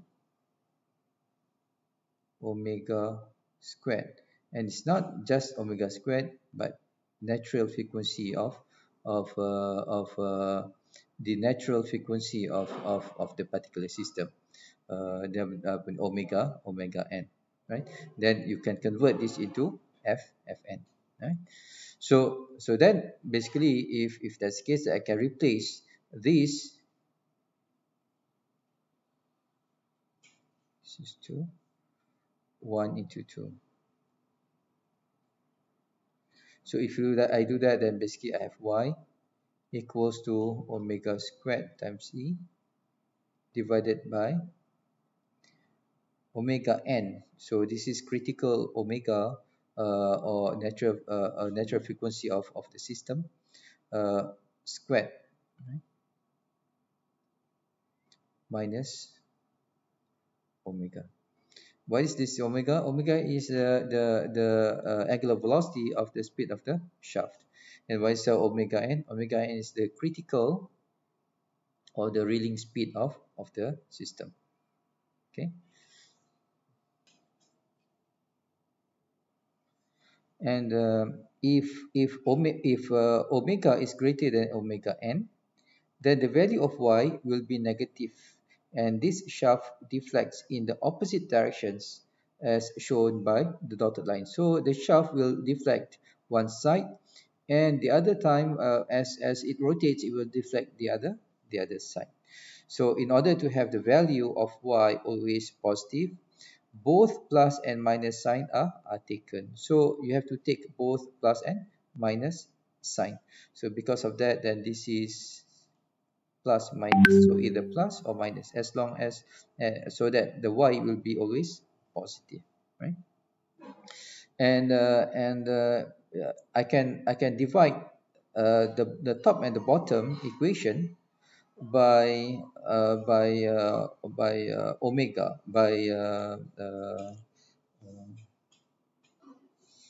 so by the angular velocity itself. So this is the top one I divide by omega, the bottom one I divide by omega. So when I did that, then basically this equation becomes, so I just ignore the plus or minus sign, but it's always positive, so it can be okay. Let's just maintain the plus or minus sign. uh, so this will be plus minus e divided by, so this is divided by omega squared. So this will be omega n squared by omega squared minus, so this will be, so I'm sorry, this should be squared, right? This should be squared. So this will be minus 1.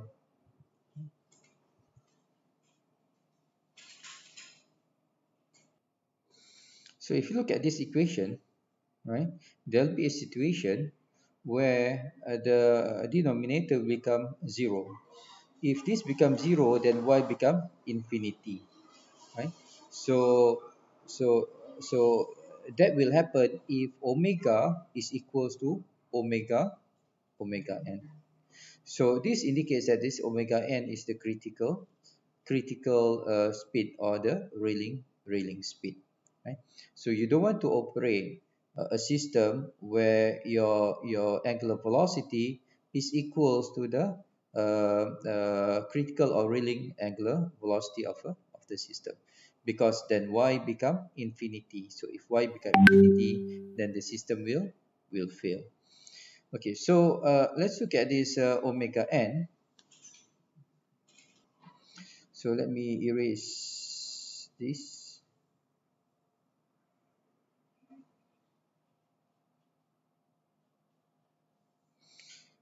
So we know now there is this omega n, right? And we know that this omega n is equals to omega n squared is equals to s over m, right? And with the relation that we established just now, is this s over m is equals to g over delta, where g is gravity, delta is the deflection, is the static deflection, right? So this delta is equals to the static deflection of the system. So this is equals to g over delta. So omega is equals to g over delta square root of it, right? And basically, usually we define railing speed with regards to with regard to the speed in RPM. So we can convert that. So this is equal to 2 and 2 pi uh, uh,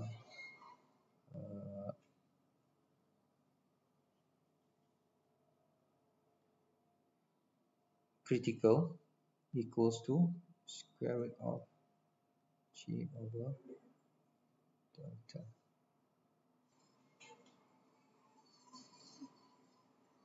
So then NC is equals to 60 over 2 pi square root g over RPM. So if you want to find a critical speed or the reeling speed of the shaft, rotating shaft, in RPM, then this is what you can use: 60 divided by 2 pi square root of g over delta. In this particular notes, so it calculate the n, which is the reeling speed, in revolution per second. So if it's revolution per second, then basically 2 pi nc equals to square root of g over delta, and nc is equal to 1 over 2 pi square root of g over delta. Then the unit will be revolution per seconds, right? So the critical reeling speed is the same as natural frequency of a transverse vibration, but its unit will be revolution per second. So it's up to you. So it can be either revolution per seconds or revolution per minutes.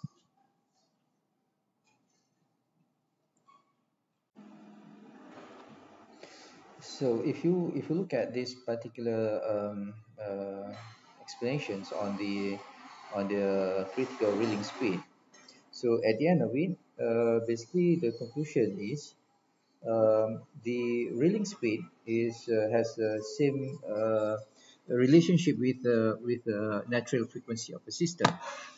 So because if you add mass to a particular shaft, then basically it's the same as putting a load on the shaft, right?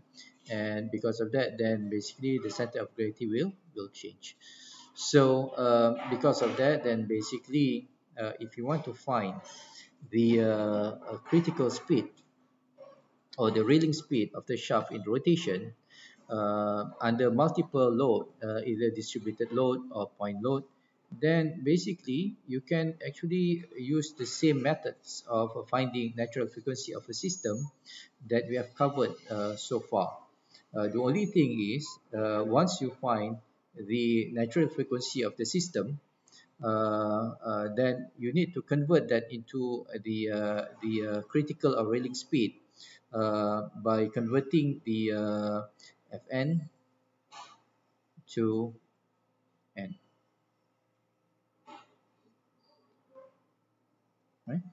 So this is the only thing that you have to do. The rest of the methods in finding what is the critical or railing speed is same as what we have covered so far previously, when we talk about the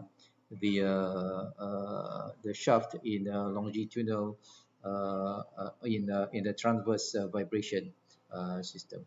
Okay.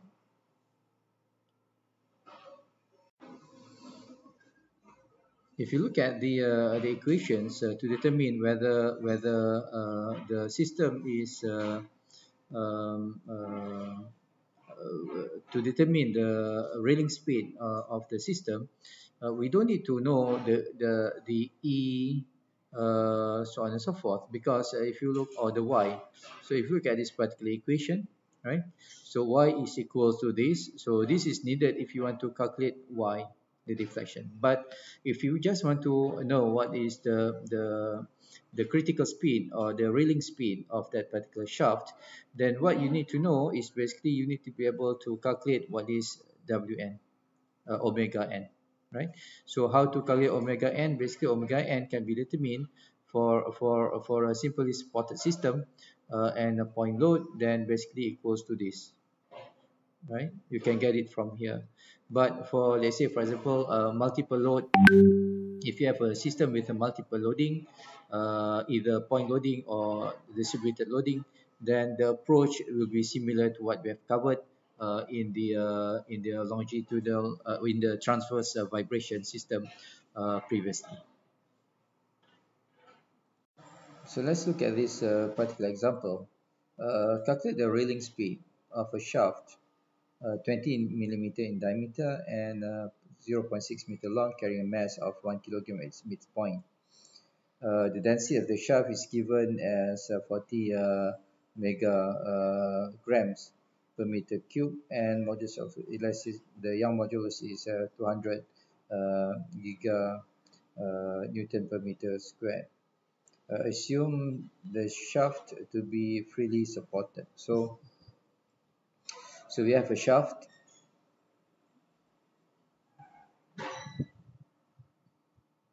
Basically, is simply supported. So it's in the bearing, and there is so it's given a density. So then basically you have the distributed load on the shaft, and at the midpoint, so this is 0.6. So at midpoint here, at 0.3, there's a load at the center, and this load is 1 kilogram in mass. So it's given that modulus of Young modulus is equal to 200 times 10 to the power of 9, and density is equals to 40 times 10 to the power of uh, 3 kilogram. So I just convert from mega grams to kilograms, so by factor of 3. All right. So first, if you look at this, then basically we need to find the n critical, right? What's n critical? So in order to find n critical, then basically we have to find the Fn. and basically from there then we can convert into NC, right? So if you look at this, then this is a problem with the multiple loads on the shaft. So basically one of Fn equals to 1 over F1 squared plus 1 over F distributed load squared. So we can use this relationship to find Fn, and from there then we should be able to find N and C. So let's break it down to this is 1, this is 2. Okay. So to find F1, uh, so F1 is basically a problem with the single load at the center. So I have a single load at the center. So that is 1 kilogram of mass. This is simply supported.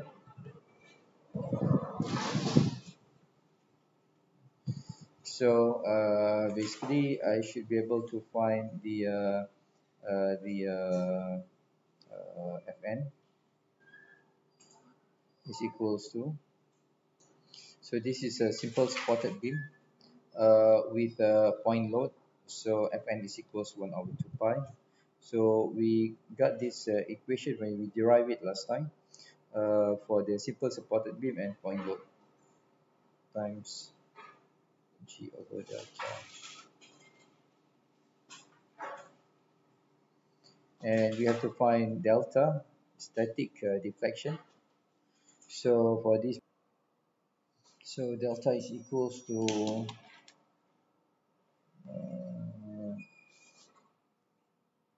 weight times A square times B square divided by.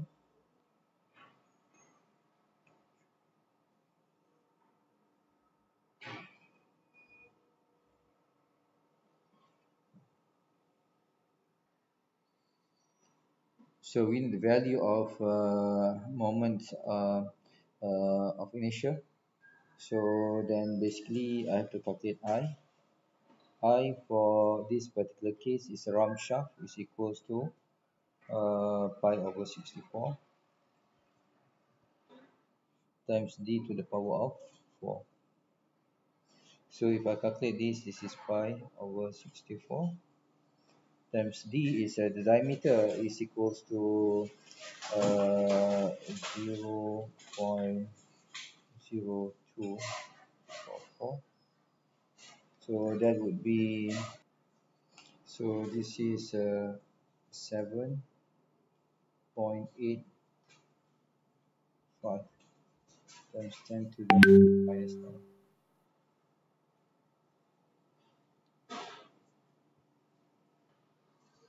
So I can solve delta is equals to W is equals to 1 times 9.81 times A. A for this case is equal to 0.3 squared times 0.3 squared. B also the same, divided by 3. Young modulus is 200 10 to the power of 9 times I is equals to 7.85 10 to the power of minus 9, and times L. L is equals to 0.6.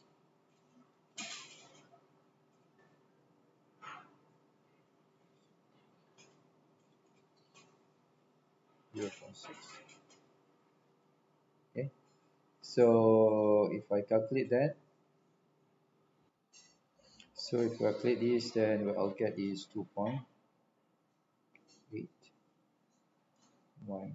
times 10 minus 5 meter. So this is so just jot down the result here. Delta 1 is equals to 2.81 times 10 to minus 5 meter. I can just calculate Fn. So this is F1, not Fn. So F1 is equals to 1 over 2 pi times G over delta is equals to 2.81 times 10 to minus 5. So if I calculate that, this will be 94. Yes. So I have F1 is equals to 94.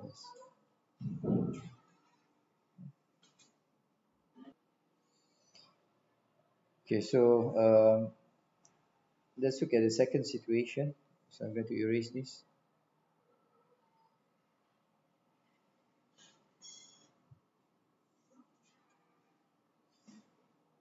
So we have a distributed load.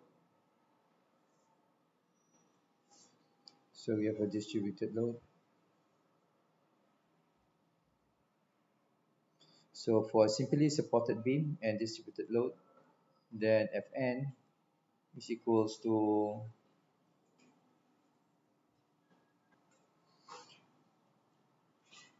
pi over 2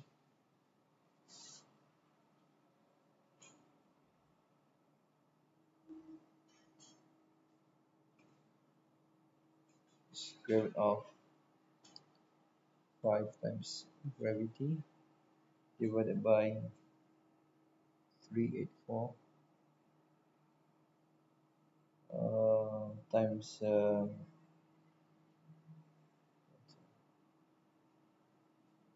static deflection. And calculation for static deflection for a simple supported beam and a distributed load is equals to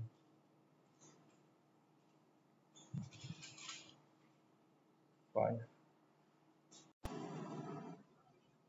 So this equation is 5 times distributed load in Newton per meter times L to the power of 4 divided by 384 times CI. And basically, what I don't know is this distributed load W. So I need to figure out how to find W. So we are given the density. So I know that the sense density is so M distributed load is equals to density times the area. So density is given. Area is basically pi r square, and r for this is equals to the diameter is a 0, diameter is 0.02, so the radius is 0.01 square. So this is equals to uh, rho is equal to 40 times 10 to the power of 3 pi times 0.01 square. So if I calculate that, so the distributed mass is equal to 12.57 times 10 to the power, sorry, this is in kilogram per meter. Okay. So basically, then I can substitute all the number to calculate delta is equals to 5. The distributed load is equals to distributed mass is 12.57 times the gravity 9.81 times the length. The length is equals to 0.6 power 4 divided by 384 times 200 times 10 to the power of 9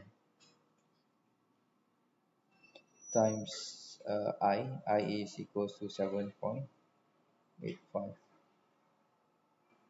10 to the power of minus 9. So if I calculate that, So if I calculate this, I got 1.33 times 10 to minus 4 meters. Then I can find my Fn is equals to pi over 2 times 5 times 9.81 divided by 386,384 times delta is equal to 1.33 10 minus 4. So if I calculate this, I got 48.76 plus. So this is basically F dl is equals to 48.76. Right. So now I can calculate the overall natural frequency of the system. Just erase this.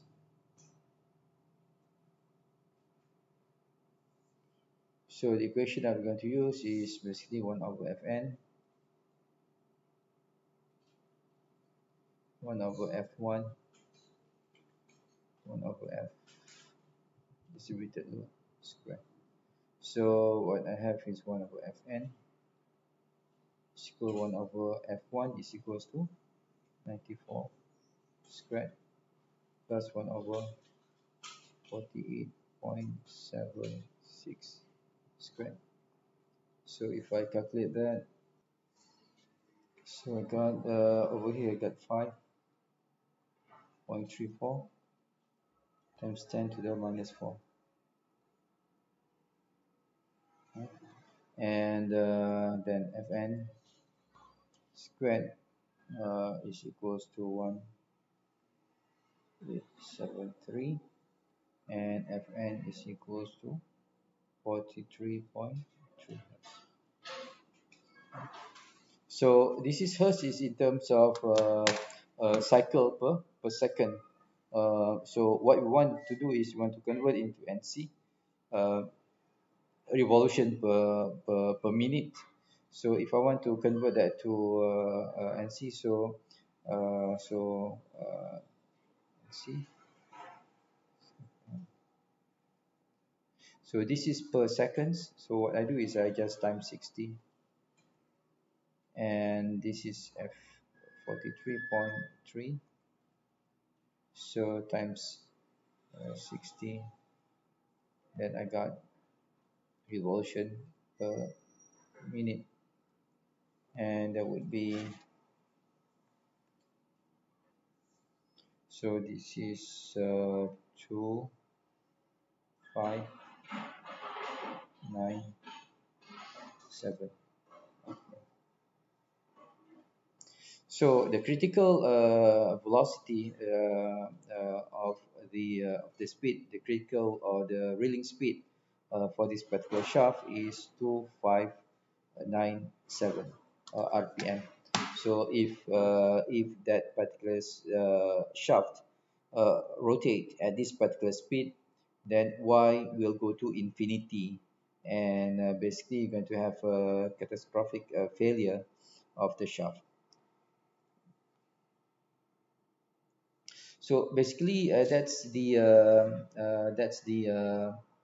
this is the solutions. So basically this is the end of the lecture on the topics of vibrations, where we have a look at how to define the natural frequency of a system.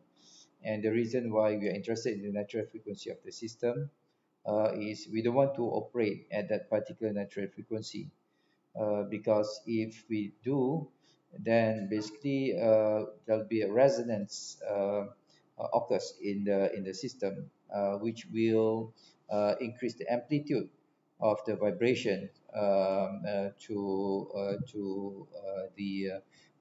cause a failure of the system. So that's the end of the lecture on this particular topic, which is vibration. Thank you.